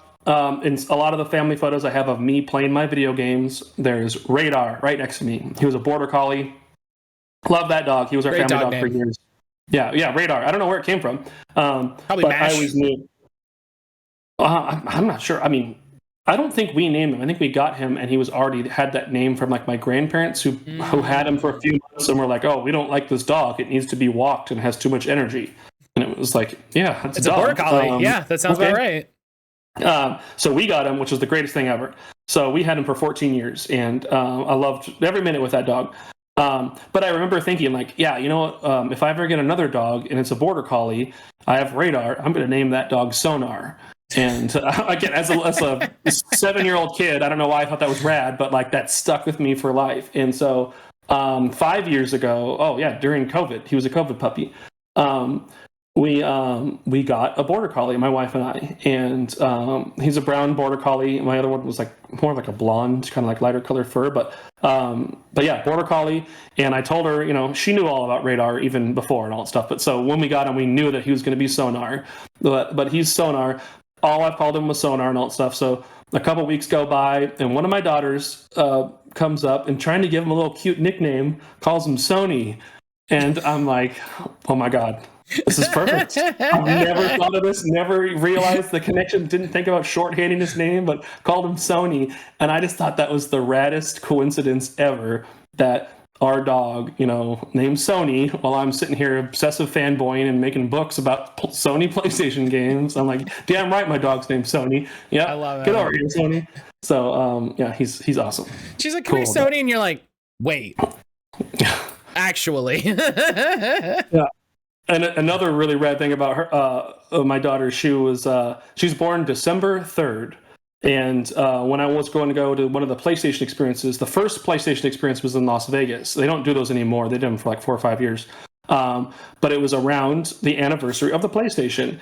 And then I realized at that point, I had not put 2 and 2 together, but the original PlayStation was released in Japan on December 3rd, 94. My daughter was born December 3rd. And so I'm like, my oldest daughter shares the birth date with the PlayStation. Of course she does. Yep. Fantastic life. Keep going. Let's keep going. It's how it all, it's, you know, the funny ways that life seems to work out sometimes. Yeah. And then, you know, you start thinking about it too much, and they're a giant for-profit corporation who can care nothing about me as an individual and all that stuff, but I care so much about what they do and their IPs and all that stuff. It is not a symbiotic relationship or anything. It's definitely one-sided, but, you know, like nostalgia does that. You know, bias and nostalgia does that. So I'll just keep on loving them, you know, warts and all. Well, and I think that's the fun of or one of the sort of big enjoyments of retro gaming is a lot of it is not specifically around like this company of like oh I love Capcom. Capcom's such a great company. Like their Q2 during 1996 was so great. It's about sharing the memories and the excitement around that game. And for some people, like that time of your life of, you know, I remember when I was a kid and I got this game and all of this, but being able to even now, like, oh yeah, the first time I played this game, for me might have been a year ago. For other people might have been 10 years ago. You know, they remember coming home from school and playing it every day after school and all of this, and being able to have that sort of shared experience. That's what the fun is. It's not like, oh man, I sure love Kaz Hirai. You know, like that's not really what people are excited about. I do love Kaz, but yeah. You're like, hang on, let's not. I mean, your point 100% nailed it. Perfect. That being said, I do love Kaz. I mean, I guess this segues into a fun conversation, or an interesting question, I should say. Hopefully, it'll be a fun conversation. Have you ever, in doing all of this, I know a lot of the books have like, you know, contributor essays, that sort of thing. You know, the retro game zines, that thing have contributor work. Have you ever got a chance to talk to like developers or you know, people who were working on the PlayStation at the time around these specific games? Not yet, no, and I've not thought of that. That makes sense. That would be cool to do. So I think that's the next steps. Makes total sense. Yeah. I mean, yes, because when I was originally doing the books, I knew my writing was going to be one thing, but I also wanted to make sure that, like, just in case my writing sucked, let's make sure there's something else in here people want to like pick this up for. And so I was a big fan of like Digital Foundry. Still am a big fan of Digital Foundry. I love their like YouTube content and DF Retro and John Linneman. Whenever there's a new video, I don't care what it's about, I will watch that and love it and everything. Like, I'm subscribed and always excited when something new drops from them. I decided to just randomly shoot him a message saying like, hey, I'm writing a book on old like retro games and everything. Like, you know, would you like to contribute an article? I'd love it if you talked about like the hardware of the PlayStation, or, you know, because I'm doing all this about Capcom, like even like what was the conversion, like the the technology part of it all, converting a game from arcade to PlayStation. Like, you're that type of person. Would you want to write this? And so we came to an agreement and everything. And he was like, yeah. I'm like, so cool. So we came up with an idea, and he liked the idea of the book a lot as well. And so he actually wrote up a couple of the games himself. So not every single game was written by me. I think he did 2 games in that book. It may have been 4 actually. But he did his own write-ups for those, and those were the entries for the main entries for those games as well. And then he had his own original essay.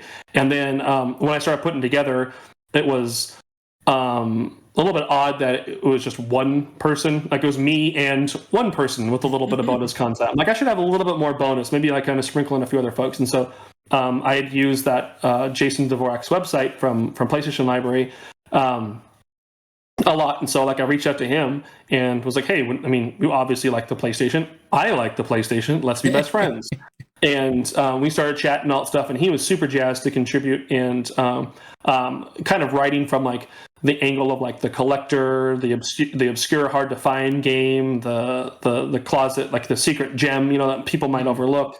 He wrote like this cool contribution there, and wrote up a couple games as well. And so it kind of grew from there. Like in volume 2, a friend of Audie's, who's a producer with Limited Run or Digital Foundry, but also works for Limited Run, Audie Sorley, he did an article on like the audio and sound design of like Namco's games. And from there, he's basically done that for all the volumes going forward. And he retroactively wrote an audio story for Capcom's games that I put in the paperback version of it. And Kurt Collada from Hardcore Gaming 101, again, just a big website and a big resource, somebody who's been doing this for a long time and has written so many of his own like books.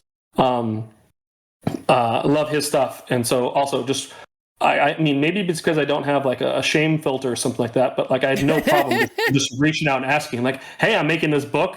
Would you want to like come up with an arrangement or do something like that where he would participate and maybe contribute something to it? Like, this is what I want to do and why. And he was on board. And so he's been doing it with me, contributing with every volume so far. And I've kind of just like met and added folks along the way. Like volume 4 was the first one with it. His name's Sean, but he runs memcard.art, memcard.art. He's got like Blue Sky handles and all that stuff as well. I love memcard. He's been extracting all of the old PS1 memory card save data icons and everything, and like organizing those and having those on the web for everybody. And I was like, man, this would be really cool next to like the titles of all the games. Like I'm not going to just steal from him. He's doing this work. I want to make sure I like at least ask and everything. And so, like he was on board. Like, and we even did like some stickers for it, some memory card stickers for one of the promotional things to give it away. But having his, or not his, but the work that he did in getting those memory card art, like all gathered up and compiled, and was able to make. I think that each of the individual game pages stand out even more because you can see the memory card save icon for every single game in there as well with all the game details. So it's just kind of snowballed, and more people have been able to help make each volume better and better. I think that logical next step is like, how do I now talk to or discuss or meet with a developer or somebody who's been involved like historically from maybe the inside of it all. I've gotten messages from Kickstarter backers and stuff like that who are like, oh yeah, I used to work at so-and-so back in the past, like love your books, they're great. And like it trips me out that like these people made the games that like I'm writing about, and like they're reading it like, oh, this is so cool. I haven't thought about asking them to hear their thoughts. So thank you for putting that in there. You don't know what you don't know, but I think that would make a lot of sense. I'm working on a 5th volume now.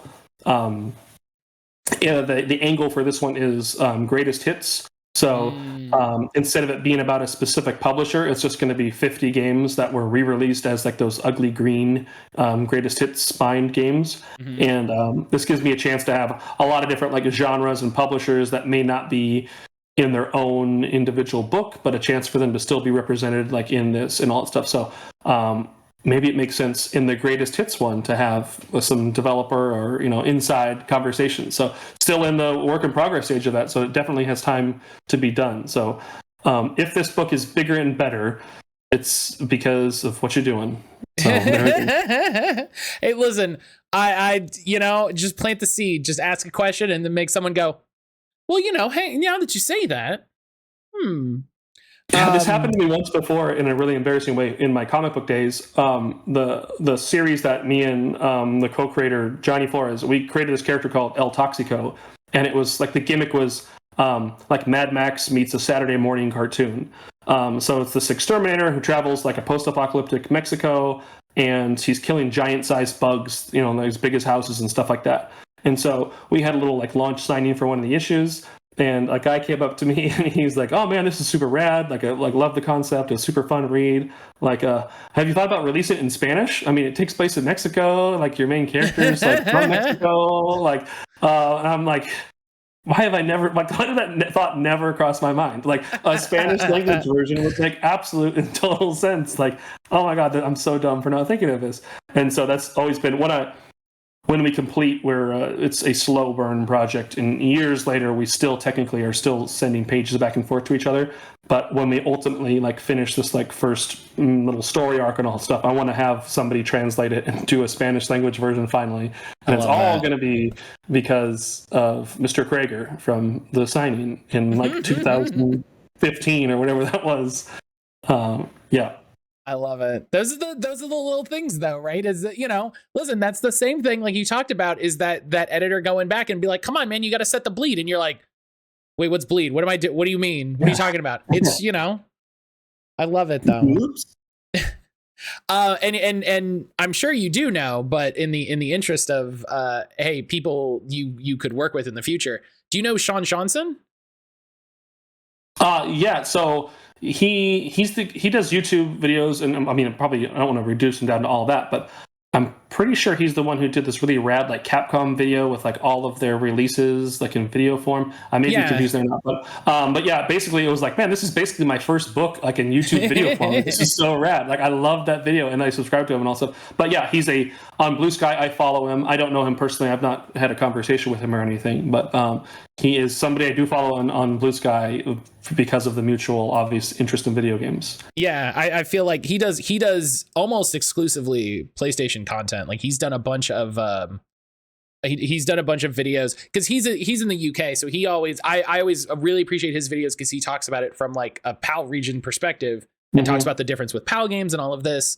And so if you were doing something, he could be a really cool guy to talk. I should shoot him out. I mean, again, for this greatest hits thing, it'd be great to have, maybe some more voices and some more thoughts and all that stuff to kind of help fill out the pages. So yeah, it makes total sense to reach out to him. I will definitely do that. And I love that. I try and be more inclusive about that as well. Like, so if I haven't been clear enough as it is, like all of mine are like from a North American, like US kind of release standpoint. And like you mentioned, like that was my time and place growing up here as a North American gamer and everything. But like, everyone has such a unique like entry and a way that like it impacted their lives at different times and things, because again, like the PAL region, like European players, they got games later than we did. Sometimes even like at the time when like Japan or the US would be playing like a major blockbuster game, they were like, oh cool, we'll see this maybe next year. And so like the zeitgeist for them is like a little bit different. And so like I always do want to try and make sure whenever I specific, like even in my writing now, I'm trying to be more inclusive to like notate like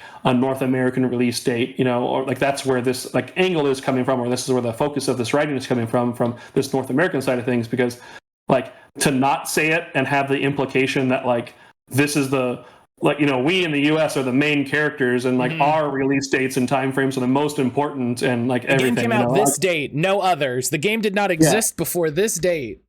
Yeah, no. Let's make sure we're identifying that and making sure that obviously worldwide we all as gamers like we're able to enjoy these things, but like one is not better or more important or the main character of anything outside the other. It's the user involved and that time and place and purpose of all of it and all. So I think it's an important conversation and thought that we are more inclusive with our language when we talk about things like that. And like you said, especially noting like, hey, this is when this came out in Japan, this is when it got to America, and then this is for whatever reason a year and a half later when it finally came out in the UK. I think there's a lot of interesting stories in gaming about the interplay and exchange between the US and the UK regions, and the ways that like things you might not expect. Like one of my favorite things is the ways that like some games were produced only in Europe, and if they came out in America, it was basically like, we're just gonna, port it, that did have like an American release. They just took the European release and released it here. And hearing those fun stories of like weird development, troubles, but in the way that it like, yeah, like we'll release it. There you go. It's easier. Mm-hmm. It's always fun to hear any of those stories. So secrets, 32-bit library volume 5 coming later. That's sometime. Yeah. This year, my goal I think is still probably this year, which is, I guess, still, it gives me a wide net to kind of cast there. Mm-hmm. I had a book. It's not around me. Oh, it's on the shelf over there. Beat 'em Up Volume 1 was a book that I had spent like the last 8 months working on, and it was the unofficial history of the Final Fight franchise. And I don't know how much I'm supposed to say about it or anything at all, but I did a Kickstarter for it. It was very successful. It had 2 days to go. I had then received communications from individuals involved that required me to pause that, and that book is not currently in production or available, nor do I have the idea that it will be available, just due to information received from parties about the project. And so it's the first time I've ever run into an obstacle like that, needing to potentially like understand like legal rights and ownership and what can and can't be used and everything. And it's not to say that I was just flying through and releasing these books, blind or anything. I mean, like a lot of my inspiration came from owning. I'm staring at a shelf again off camera. But I own a number of retro gaming books. I mean, you got like the huge heavy hitters from like Bitmap Books. They did like the Japanese role-playing game book by Kurt and a bunch of folks. They've done. I need to order that. Yeah, From Ants to Zombies was super rad. Go Straight by Dave Cook is a history of the beat 'em up genre. It essentially covers every game in the genre. I don't know that I've heard any like outlandish omissions or anything that were like forgotten from it, but so I think they did a really good job researching that. I've got books from like smaller publishers as well, Retro Game Books and Brian Rigsby. He does these NES, he does the video game maps. He's done an NES, and he's got a volume of the SNES maps and a second volume on the way. He's done one for the Genesis, but he's also done a history on Rygar and a pixel art Metroid book. Just trying to plug like all these amazing books. Again, you're just making a lot. You're just making a lot of work for me for the show notes. Oh, good. Sorry. No, it's fine. It's a good problem to have, honestly. There's one more I do at least have to mention. But Limited Run, they have an imprint called Press Run. Jeremy Parrish, who's obviously like a fantastic writer and content creator and somebody in the games industry. Like you likely, if you like retro games, know or have discovered or read or been involved in something he's helped create and do. But yeah, like he's got his NES like printed books, NES Works books from Press Run, but he also has his amazing like YouTube channel and content he does with all that. But again, all those books exist. I own them, read them, look at them, curious to know like legally, like, oh, well, I guess, they're not using like on the cover, they're not using like the original art. They're not saying they're officially done. And sometimes they're even saying they're unofficially done. Inside like the legalese, like it talks about like fair use laws and how if it's transformative and done through like criticism and like the documentarian style like purposes, like, like that's how these can legally exist. And so all of this makes sense, so I'm like, okay, so I didn't go out and specifically talk to a lawyer, but like I saw the types and how and what they were producing and knew not to obviously cross any lines like that. But so the books I've done have not had any noise around them at all whatsoever until like this beat 'em up book did. And so that's like been one that kind of caused me to pause and actually have to pay a lawyer a retainer fee to like ask the questions and submit my information and get their legal opinion on it and everything. And the sad thing is that ultimately, even after doing all of that, that wouldn't, like, even if I followed all the letter of the law, fair use laws, all these things, didn't, use a reprint or infringe upon and try and like emulate and look like I was trying to be some type of official product that I'm not.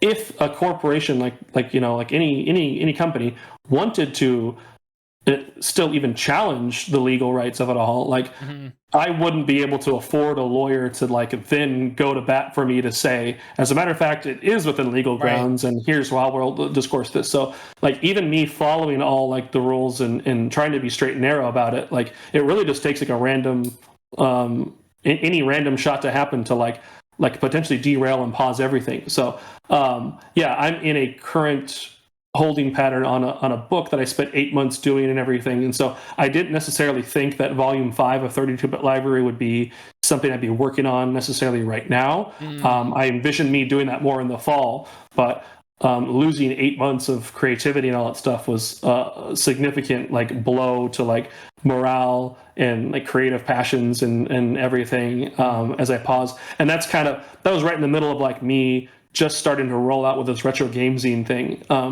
That was all designed to be like a project within the project. Like it really is, it's like 3 articles, they don't all have to be written by me either. Just some cool, like little visuals from like a fan base standpoint, all in like a little 28-page zine, like dedicated to game. Like I thought this was like a simple, it would be very quick to do, not a lot of like production, like energy needs to be exuded on it, just like some writing that I'm already comfortable doing, and kind of putting out these fun things. And so, yeah, after that blow happened with that book, essentially it was like, well, let's just make sure Retro Game Zine is chugging along here, and I'm forecasting out a lot of there, and then we'll move up like me working on volume 5. But again, I don't have any mandatory release dates for any of these things. It's just, I'd like to continue to have an output like happening, just to kind of continue to build off things and not just be pausing for any reason. So yeah, I forecasted, I have given myself the strict monthly release schedule for Retro Game Zine. Like I'm calling it a zine, like so in my mind, I'm thinking magazine. And so I'm thinking it should be a monthly thing. So I'm going to do 12 issues, rain or shine, like with no delays in it, and be a monthly thing. I may then give myself the grace of like having off months, or like they'll be released as they're released type of thing, and like that'll be fine. But at least for this first year, I want to make sure that like everybody gets something new within 30 days from the last one, and has something kind of like fun to like dig in and read, that is helping me get back like my motivation and creativity of like, hey, build up like those big wins and all that stuff, build up those like that completion energy of being able to kind of see something through and having that project be completed and everything, after just having essentially a final ready to print file of like this cool thing, deep diving into one specific. It was my most involved like writing process, because it's all about just a handful of games instead of like 800 words on 40 different games. It was 20,000 words on 5 games, and I think even more than that actually. So just again, I'm getting bummed looking at this stupid printer's proof of it. Like man, I'd love to have that out there and all that stuff, but like it is what it is. I'm figuring it out, and even the next couple of weeks, maybe something changes that I'm able to kind of tweak it or modify it enough and to do something with it, or not. I don't know, but like glass half full, a lot of fun creative things in front of me, and more down the pipeline, and then volume 5 just might come sooner because of all of it, and that's not a bad thing. And you hit on a great thing, and I'll take this as kind of the lead out as we're getting to our last couple questions. Like you said, even with all of the work, even with, transformative laws and fair use and all of this, the sort of like very precarious state that a lot of projects based around retro gaming exist in for a lot of reasons.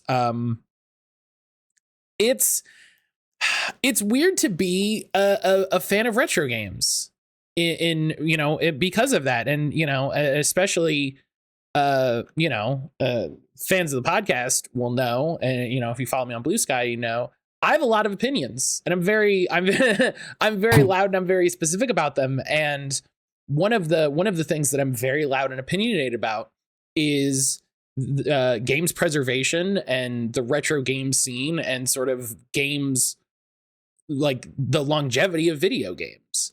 And so these sorts of projects are great because it exists kind of outside of that, and I love seeing you talk about like limited run books. Lost in Cult has like a big book coming out about Rez. That and they've done a bunch. Rez is just the one that speaks to me because I love Rez. And they have one with like Grasshopper Manufacturer, and like it's great. And I love that all of these projects exist, right? And I love all the creative efforts, but it's not the same thing in a way that's so annoying when you compare it to other media.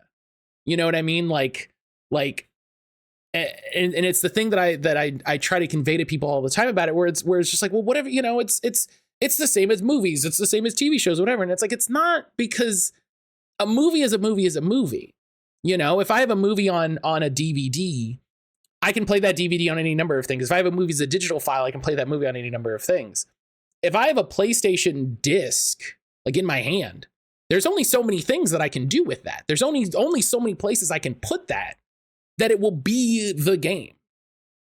And it's like, I'm very outspoken, and Darren, feel free to comment or not comment as you feel comfortable doing, because I certainly don't want you to feel like you have to, you put yourself in a weird position. I don't mind being loud about it. I'm very much a proponent of emulation. I'm very much a proponent of, my going statement is always, if they won't let you give them money for the game, don't give them money for the game. And it's why it's exciting to see things like the Suikoden HD remaster that we were talking about at the top, and things like the Baten Kaitos remaster for Switch, the Etrian Odyssey remaster collection that came out. And even still, as exciting as those releases are, it makes certain other things sting all the harder. Why are some games not getting re-released? Why are some games only existing as remasters? Why do some games only exist as like weird HD, like like Capcom's Resident Evil like 2 and 3? Like those are, or I mean, the one that I was the loudest about, the Silent Hill 2 remake. A lot of people were, I don't like Bloober Team personally. And a lot of people were like, well, this is great because this makes Silent Hill 2 more accessible. And I'm like, it doesn't. It makes the Silent Hill 2 remake more accessible. It makes this version of this art more accessible. Don't tell me, a Star Wars fan, that this remake is what I should be happy to have.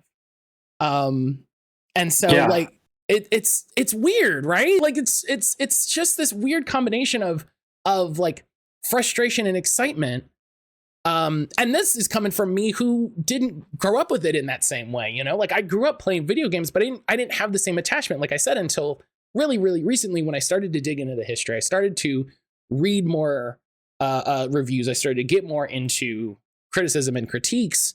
But like I said, don't say anything that you feel like you don't want to say. Don't take this as me trying to goad you into anything. But no, I mean, I'm not worried about crossing the line. I mean, I think ultimately I have that exact same stance as you. Is like people should be able to play and experience these games from history. And if you are not going to make a way that I can pay you to do that thing that I want to do, like I also don't think there's any wrongdoing in finding a means to play that, game, whatever it means, like any way that you can. Like I would love for Sony to have some digital library where I'm able to just like pay a monthly cost and I can access every PlayStation game and just play it and, and go from there. That doesn't exist. It seems like it would be so easy to just do something like that. So I just don't understand why that doesn't exist. And I love remakes. I love remasters. I love the ground up complete overhauls like that Silent Hill 2. I mean, I haven't played it. I'm kind of scared by horror games as an adult. I don't know why. Yeah, it does not replace the original. Like, we should be able to have both those things. Like, I love to have like remakes of a movie, or like new ideas or new takes on similar concepts and designs, and those should exist. But I also want to be able to go back and experience that original, or look at the thing that influenced or caused that to even happen to begin with. Like, we should be able to play all those types of things. So it's crazy that we're at where we're at. And then on top of that, love Capcom games. My first 32-bit library book that I don't want to draw any extra attention to right now because it's about Capcom and blah blah blah blah blah. And really, it's not just them. You can look at Namco, you can look at a lot of old companies, but like from the 70s, 80s into the early 90s, finish a game, roll credits, and tell me who those developers are. Tell me who those designers and programmers and artists were. They're often like pseudonyms, completely omitted. They had to use like fake names, or like their like fun shorthand name, because they were not the people involved with that. It was the company who owned it, and it was their artwork. They just helped make that thing, but it wasn't about them. So like, it's weird that like we are now facing like, people can't even do like, like video game, like fan made, like ROM hack, like remakes or reimaginings of things that aren't even existing, because the company wants to control that ownership and property right, IP rights and all stuff over it, which is totally their legal right to do. But they themselves don't even want to give credit to the people who made it. They themselves aren't trying to give it its flowers and its due, make it accessible and available for people to buy. So it is so weird why video games have like, from both sides of it, like, we don't want to honor and credit and give that information available to people who were involved in it, and the joy and the knowledge of like who did this and why they did it and why they were important to it. And then on top of that, they just don't even want you to play it anymore, but they just want to make sure they own it as an IP and as a property, and they don't want anybody to infringe on it. And it's a weird, backwards, like an upside down and all around confusing like part of the industry for sure. On top of like, and that's not even the only problem the game industry has, like, and you have modern games that like now are being treated in a AAA space of like if your game cannot compete and make this X, Y, or Z sales, like your entire team is being shuttered. We don't care that you all are used to working together. We don't care that you'd be able to make another game much quicker than a whole brand new team would, because you're so used to working with each other and each other's skill set, how to like turn in and shorthand and form, and what each other's creative limits are and things like that. Instead, you're just churning and burning, shutting down all these like studios, but still expecting to have these AAA games happen while you like independently like freelance or put together a team, only to like reduce them down to a skeleton crew, if that, after the fact, and still like want to have all these things happen. So it's just a weird time to be in. And I me as a fan, like the games that like influenced and inspired me creatively, opened up my mind to different stories, to like entertain me and like just fill me in my afternoons with like joy and engagement and everything. Like, I just want to be able to play those things, talk about those things, like share them with people, like write a book that just shares who I was and when I was and why this thing was rad and why I think you should enjoy it too. I'm literally advertising for all of these things. And if these were existed to be a chance to be purchased and bought, like, it would only be benefiting these companies to do these things, to have them available and all that stuff. But instead, I'm worried about that next potential email from some legal department that's saying to not do what I'm doing, when it's like, sorry for loving your products and sorry for loving your history enough to like freely advertise it for you. If you want to take over and do exactly what I'm doing here, I will give you money to do that. I am only doing that because this doesn't exist. So why am I the crazy one? I don't know. It is, I'm with you there though. Like, it doesn't, we should be able to have our cake and eat it too, because like, I'm not asking to steal or prevent somebody from financially gaining from any of this. Like, let me give you my money. Like, I've got the money right here and I want this thing to exist. So like, if you're not going to do that, then like, at least let me nostalgically look back and write about it and like share with others, like my love for this thing that is clearly being forgotten and harder to be able to be accessible to play and accessed by people who may not have any means whatsoever to access it at this point. Yeah. And it's so weird, the state that it does exist in, which is mainly due to I don't even want to say willful ignorance. I get the feeling that a lot of companies know about it and they say, well, for any number of reasons, we couldn't do a re-release. Like I had a wild thing where I shared a story about the game director from Kudelka being surprised that people were so excited about Kudelka now in 2025. And so I shared that story on my Blue Sky. And I was like, this is why preservation is so important. Like, I loved Kudelka. I came to it super late. I only played it the last couple of years, but I love this game. This game's an absolute gem. No one talks about it. No one's heard of it. And like, this should be available. This would be so amazing if this was available. Someone replied to that post that I made and was like, I'm talking to SNK in 2 weeks.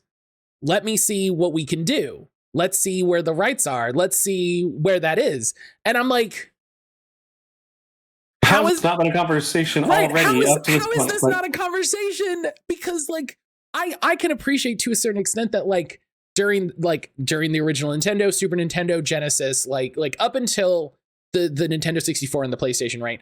Digital distribution like that, preservation like that wasn't really a concept. I doubt anybody was thinking about it. There was probably somebody that had that thought just statistically, but I get the idea. You know, there's any number of interviews with people from back in the day where they were like, yeah, they'd make a game, they'd ship the game, they'd wipe the workstation, they'd start on the next one. And it's like, hey, there's only so much you can do, right?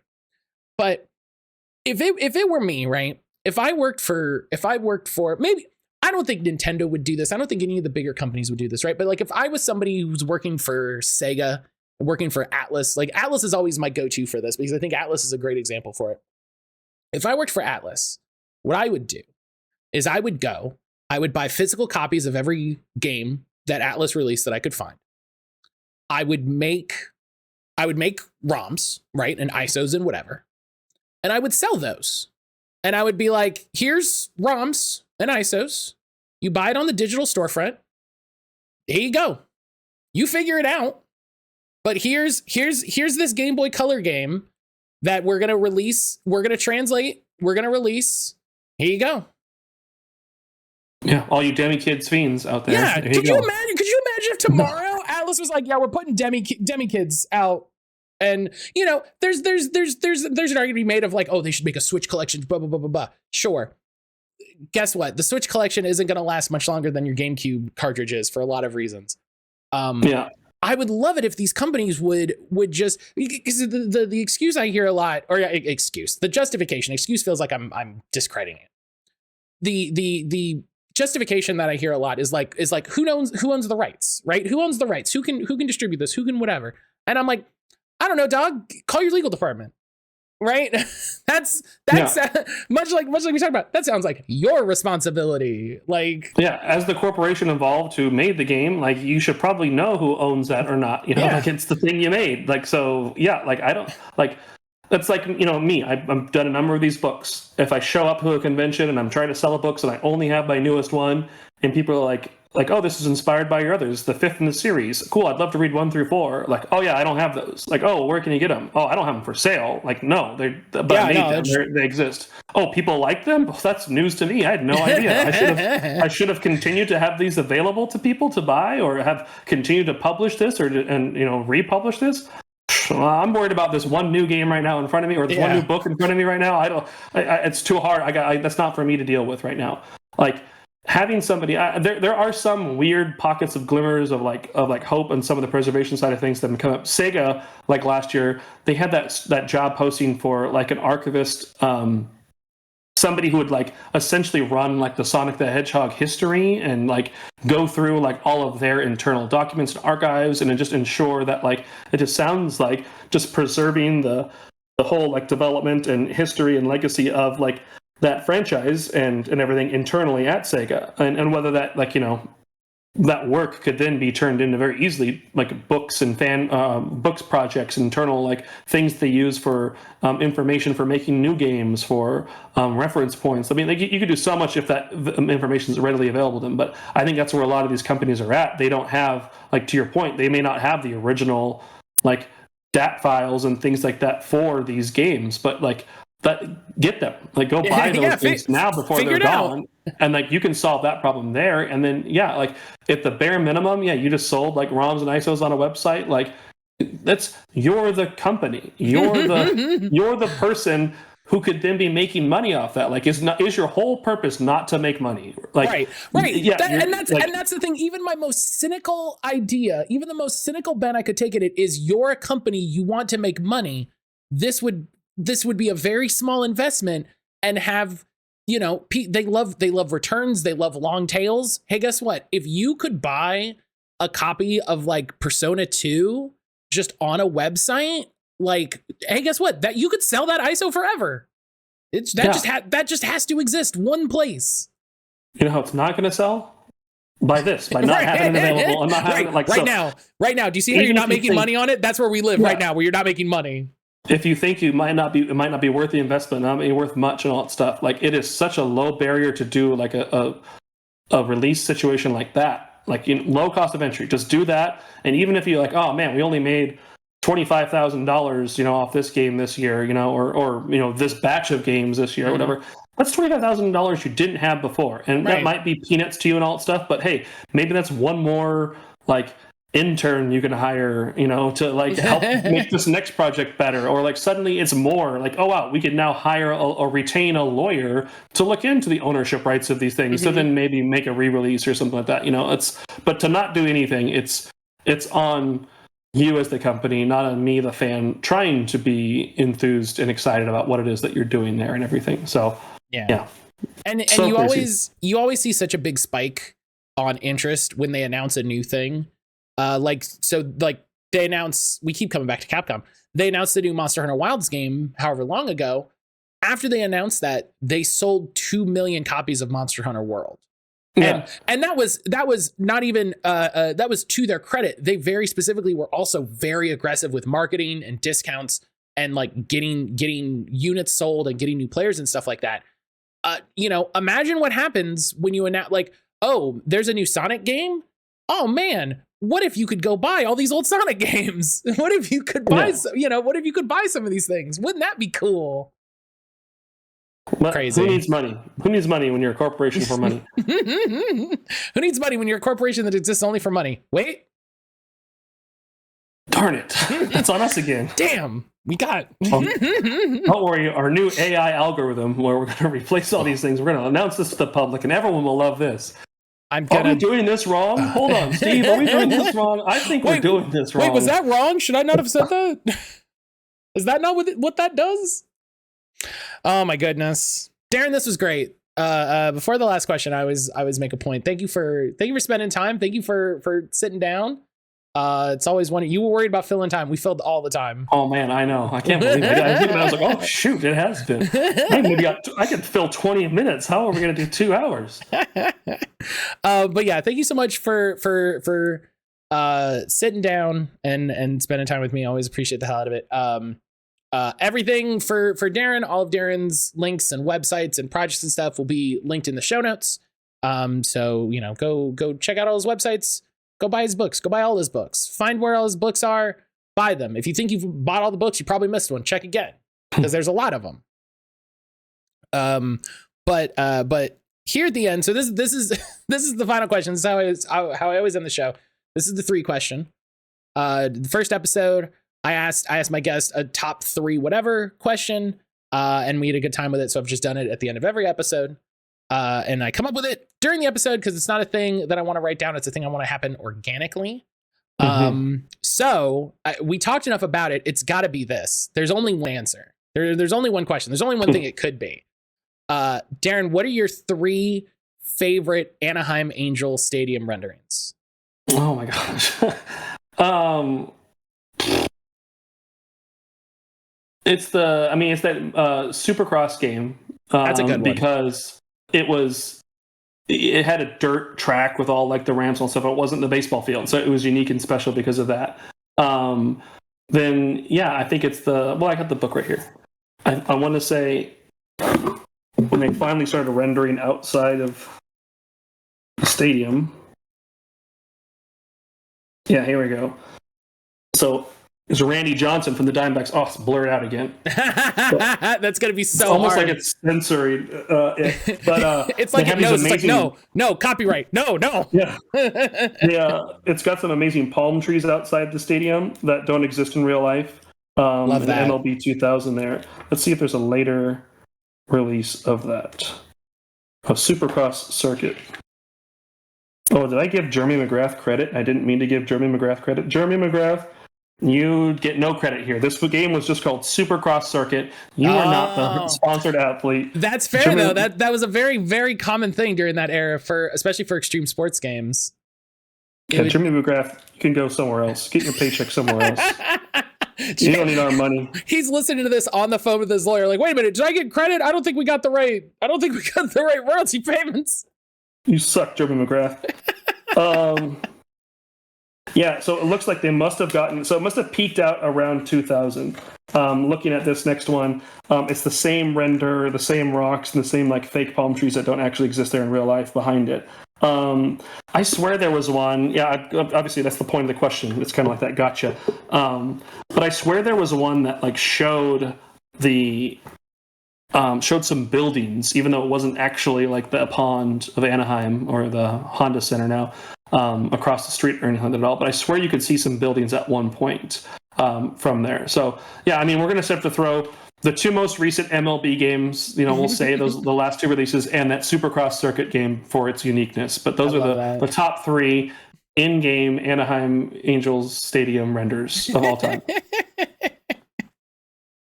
I love it. It's so it being in the motocross game is so funny to me. That's so funny because normally they're so generic.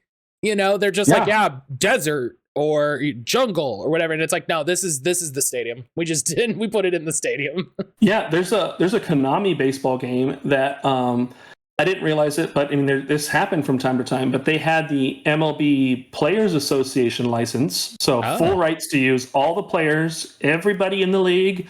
You're in the game. We got you.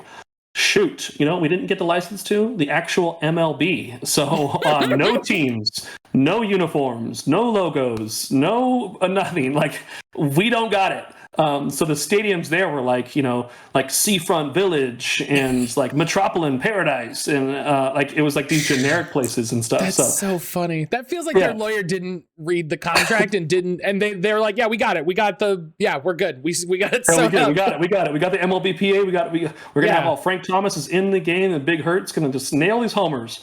Oh, but he's not going to do it as a member of the Chicago White Sox. I just imagine someone on the phone like, that's a separate thing. So we got all right.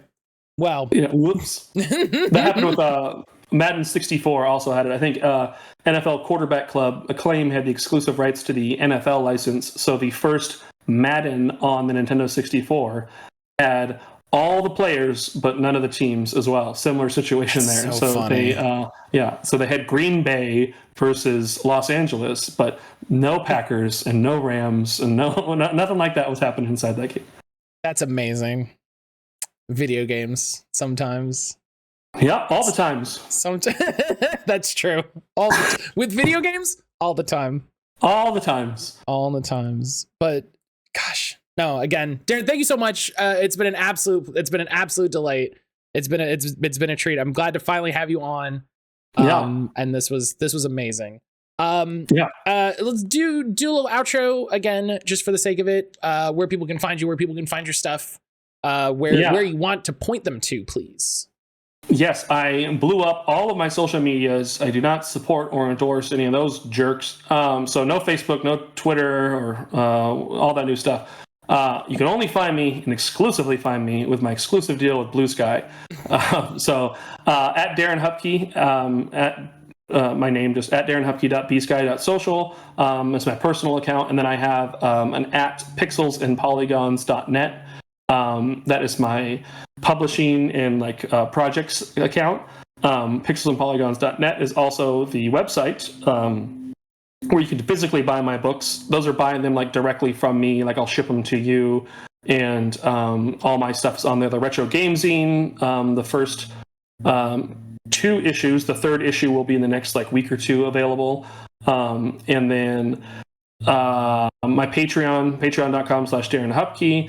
I do some writing. It's inconsistent there, and that's okay. But I mean, I do post like when there's an update on a project that I'm working on. It's all available there. The funding that I get from like the one paid tier I have just kind of helps me with like web hosting costs for like my podcast and for like that pixelandpolygons.net. So that does help me. And the rewards you get from that is this like postcard of the month thing that I do. It's literally a single. I have one. Maybe okay. Here's an upcoming one. It's going to be Jammer Lammy, again, censored because we don't want you to see it. But it's a postcard with just a single screenshot on it, and on the back of it will be a review for the game, and it's essentially the world's smallest periodical. So it's the shortest magazine you could possibly get because it's a single screenshot and a review all in the postcard that you get mailed to you. And it's like $5 a month to get that postcard plus the original writing. You get the digital copies of Retro Game Zine for free with that as well. So I think it's a pretty good value of like a lot of my stuff's all available on there. And then because it allows me to have digital files listed, Patreon is also where you can buy the digital copies of 32-Bit Library and Retro Game Scene. They don't have like any hosting fees or anything weird like that. They just take a little percentage of the sales. So you can physically buy the books, pixelsandpolygons.net, digitally buy the books, patreon.com/Darren Hupke, and potentially support me in there as well. And then I have my own podcast called Pixels and Polygons, which is a short podcast where I'm not nervous to fill 20 minutes because I can do 20 minutes. Like, no problem. I do it every Friday. And so that's pretty much everything I've got going on right now. Always cool ideas cooking in the background and everything. But yeah, that's what I got. Yeah, fantastic. I'm really looking forward to Atlas opening their Patreon page so that I can go buy a copy of I mean, we already talked about Demi-Kids. I wanted to pull a really silly old Atlas game, but I mean, you did it with Demi-Kids. That's and that's the one I would buy. If they were like, we've released Demi-Kids, I'd be like, sign me up. There it is. Yeah. I'd be there day one. Yeah, if you're if just a little shout out, a real quick section, I'm wearing my Flashback 64 shirt. They do a chronological Nintendo 64 podcast, Gooey and McKenna, part of the Illuminati crew is what we've jokingly called ourselves. But we just constantly are like circling around each other's guests and folks and friends. And so like Nick, Dre from Fine Time, Idolism J, Andrew Elmore, like Andrew's all of great. us have a good time. Just kind of meeting. It's really been Blue Sky. Like honestly, like coming to Blue Sky and being able to kind of like get in early where like a lot of us retro gaming hungry folks were all ensuring that we were, you know, in each other's orbit and everything. It was just so curious to meet a bunch of like cool people, and like my feed is just filled with actual stuff I want to read and engage with and actually follow. And it's just allowed me to meet like a lot of cool folks and everything. So yeah, I mean, like find me on Blue Sky. Like I definitely want to engage and be a part of the conversation, all that stuff. And just love the fact that I've been able to meet so many cool people in this entire process. So yeah, that's all I got. I love Blue Sky. All the cool. I think you have Aiden Mower on Retro Zine 3 talking about Final Fantasy 11. I remember correctly, that's what it is. Aiden's going to be in the Breath of Fire 4 issue. That's what I was thinking. No, that's it. My May one. Yeah. James Milkey, the milkman from the old EGM days and OneUp.com and all the Ziff Davis stuff. He is in the Final Fantasy 11 issue 3. That's what I'm thinking. That was the super grail because he did this column in GMR magazine called My Life in Vanity L, and he talked about just his monthly progress of playing the game and leveling up and going through that game, so that the few months of me waiting to get my own copy of that, like I was like living through him, and you know, just him and the EGM crew, like was always such like I would read them monthly. Like those people like was that first parasocial relationship where it's like knowing all the stuff they liked and loved, and like I loved these people growing up as a kid reading their magazines. And so now as an adult and doing this, like I had to shoot my shot. And again, that no shame filter, I'm like, hey, look, man, I love Final Fantasy 11, and I know you do too. Would you want to write an article for this stupid little thing that I'm doing? And yeah, we came up with an arrangement, and he's on board. And yeah, Aiden will be the other contributor. I mean, I've had Another person from Blue Sky, Sasha Retro Bytes. Like if you see her stuff Sasha's on great. Blue Sky, all the scanline photos, like all the cool like deep dives. I was like I want to have some contributors, and I'd love to have some other like thoughts and people. We got in a conversation, and we did this obscure Commodore 64 game called Project Firestart. That's going to be issue 4. But they're in that issue, and so like all my future issues, I'm trying to like bring in 1 or 2 folks that are new to me, or just kind of like special to like the game, just like I have a special feeling for these games, and just to kind of make sure it's a fun read. It's not going to be just a clean like history retelling, like anecdotal, like data dive. It's like, hey, like why did I love this game? Why was I the weirdo who like obsessed over this, and what made this special? Like, let's make sure we got a couple of voices in here talking about what made this like weird thing weirder. And that's the point of the retro game zine side of things. Yeah, I love it. And it's Blue Sky's been such a joy. Because I really locked in not that long ago. It's all of the people I refer to affectionately to like my partner, my friends, as the game sickos that I follow. It'll just be like, oh yeah, everybody, all of the game sickos got real excited for the 30th of Chrono Trigger, or everybody was talking about like the Dreamcast over the weekend, and it's so fun to watch just everybody get excited about a thing. And then for the next 2 days, it's just everybody talking about that thing because of how excited they are, and they're just like, oh, I didn't realize we could talk about, and it's such a joy to see and to be able to engage with, and like I said, as a person who, I didn't play a lot of these games, didn't have a lot of these systems, to watch people talk about like, oh yeah, it's cool, this game, and I was like, I've never heard of this game. What is this? So yeah, Blue Sky's great. Again, just adding like 5 or 6 more links I got to put on the show notes. just links to more people, more things. Hopefully I can have the record. Because Boss Fight Books, if you haven't been reading Boss Fight books, they recently re-released the Chrono Trigger book with their new like branding, I guess, their visual, their design, their cover design and style. It's got a cleaner look, so they re-released the Chrono Trigger book, and so that's what I've been reading. Again, blurred out for legal reasons. The last plug in there that you're gonna have to put for the show notes is all of Boss Fight Books' original writings, and the stable of authors they've worked with tell really great histories of video games, but with so much like personal like depth and charm and attachment to like these games. Like, it's that type of writing that like inspires me to realize that like I can share more about who I am and what I'm doing, and it doesn't have to be so like sanitized and everything. And it's just it's great to have that type of writing out there, and to know that they've been doing it now for 40-something books. Read their books; they definitely have at least a couple you'll probably love. I've even read books that I've never even played the games of, and it's just an engaging read with the folks that they've partnered up with in their stuff. So, last plug. Maybe Boss Fight Books. We have to end the podcast so that we stop the plugs. They announced Aiden Mower's doing one for Suikoden. Okay, that's the last plug. Ones, yeah. That's the last plug. Man, I'm so happy for him on that. That's so rad. Like, I don't need to keep talking.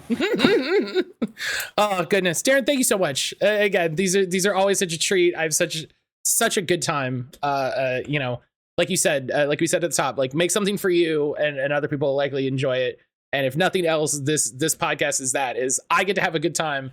And then, hey, do you listen to it and have a good time? Great. That makes me even happier. So thank you for spending time. Thank you for having me. Yeah. Oh yeah. Let me tell you, I've been trying to think of a way to do like shorter episodes for when people come back when they have a new thing. And I don't know, when you have volume 5 on Kickstarter or something, hit me up. We'll figure something out. We'll have like a right on. Yeah. a bonus quick hit or something. Yeah. But yeah, I'll let you go. We have to stop at a certain point. We have to stop talking. But Darren, thank you so much. Say goodbye, everybody. Bye.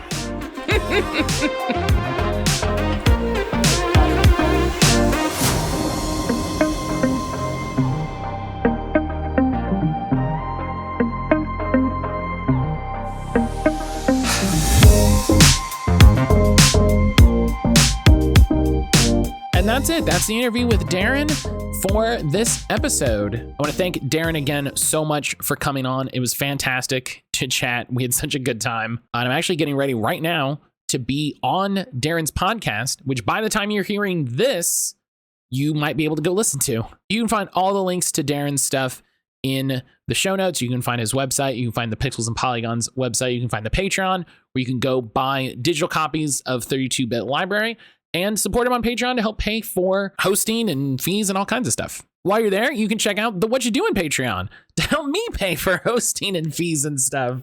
As always, thank you all for listening to the podcast. I really appreciate it. If you want to support the show in a cool, free way, if you could rate the show on whatever platform you're using, if that supports ratings, that would be great. I would really appreciate that. And just tell your friends if they're interested in listening to this weird, eclectic show. Like I said, I'm going to be on Darren's podcast very, very soon. We're recording it today. Hopefully by the time you're listening to this, it will be available. I will make sure to add it in the show notes. So if you're listening to this in the future, the link to that podcast is probably in the show notes. So you can go check that out. You can hear me talk to Darren some more, in case you didn't get enough. But again, thank you so much for listening. I hope you enjoyed, and I'll see you in the next one.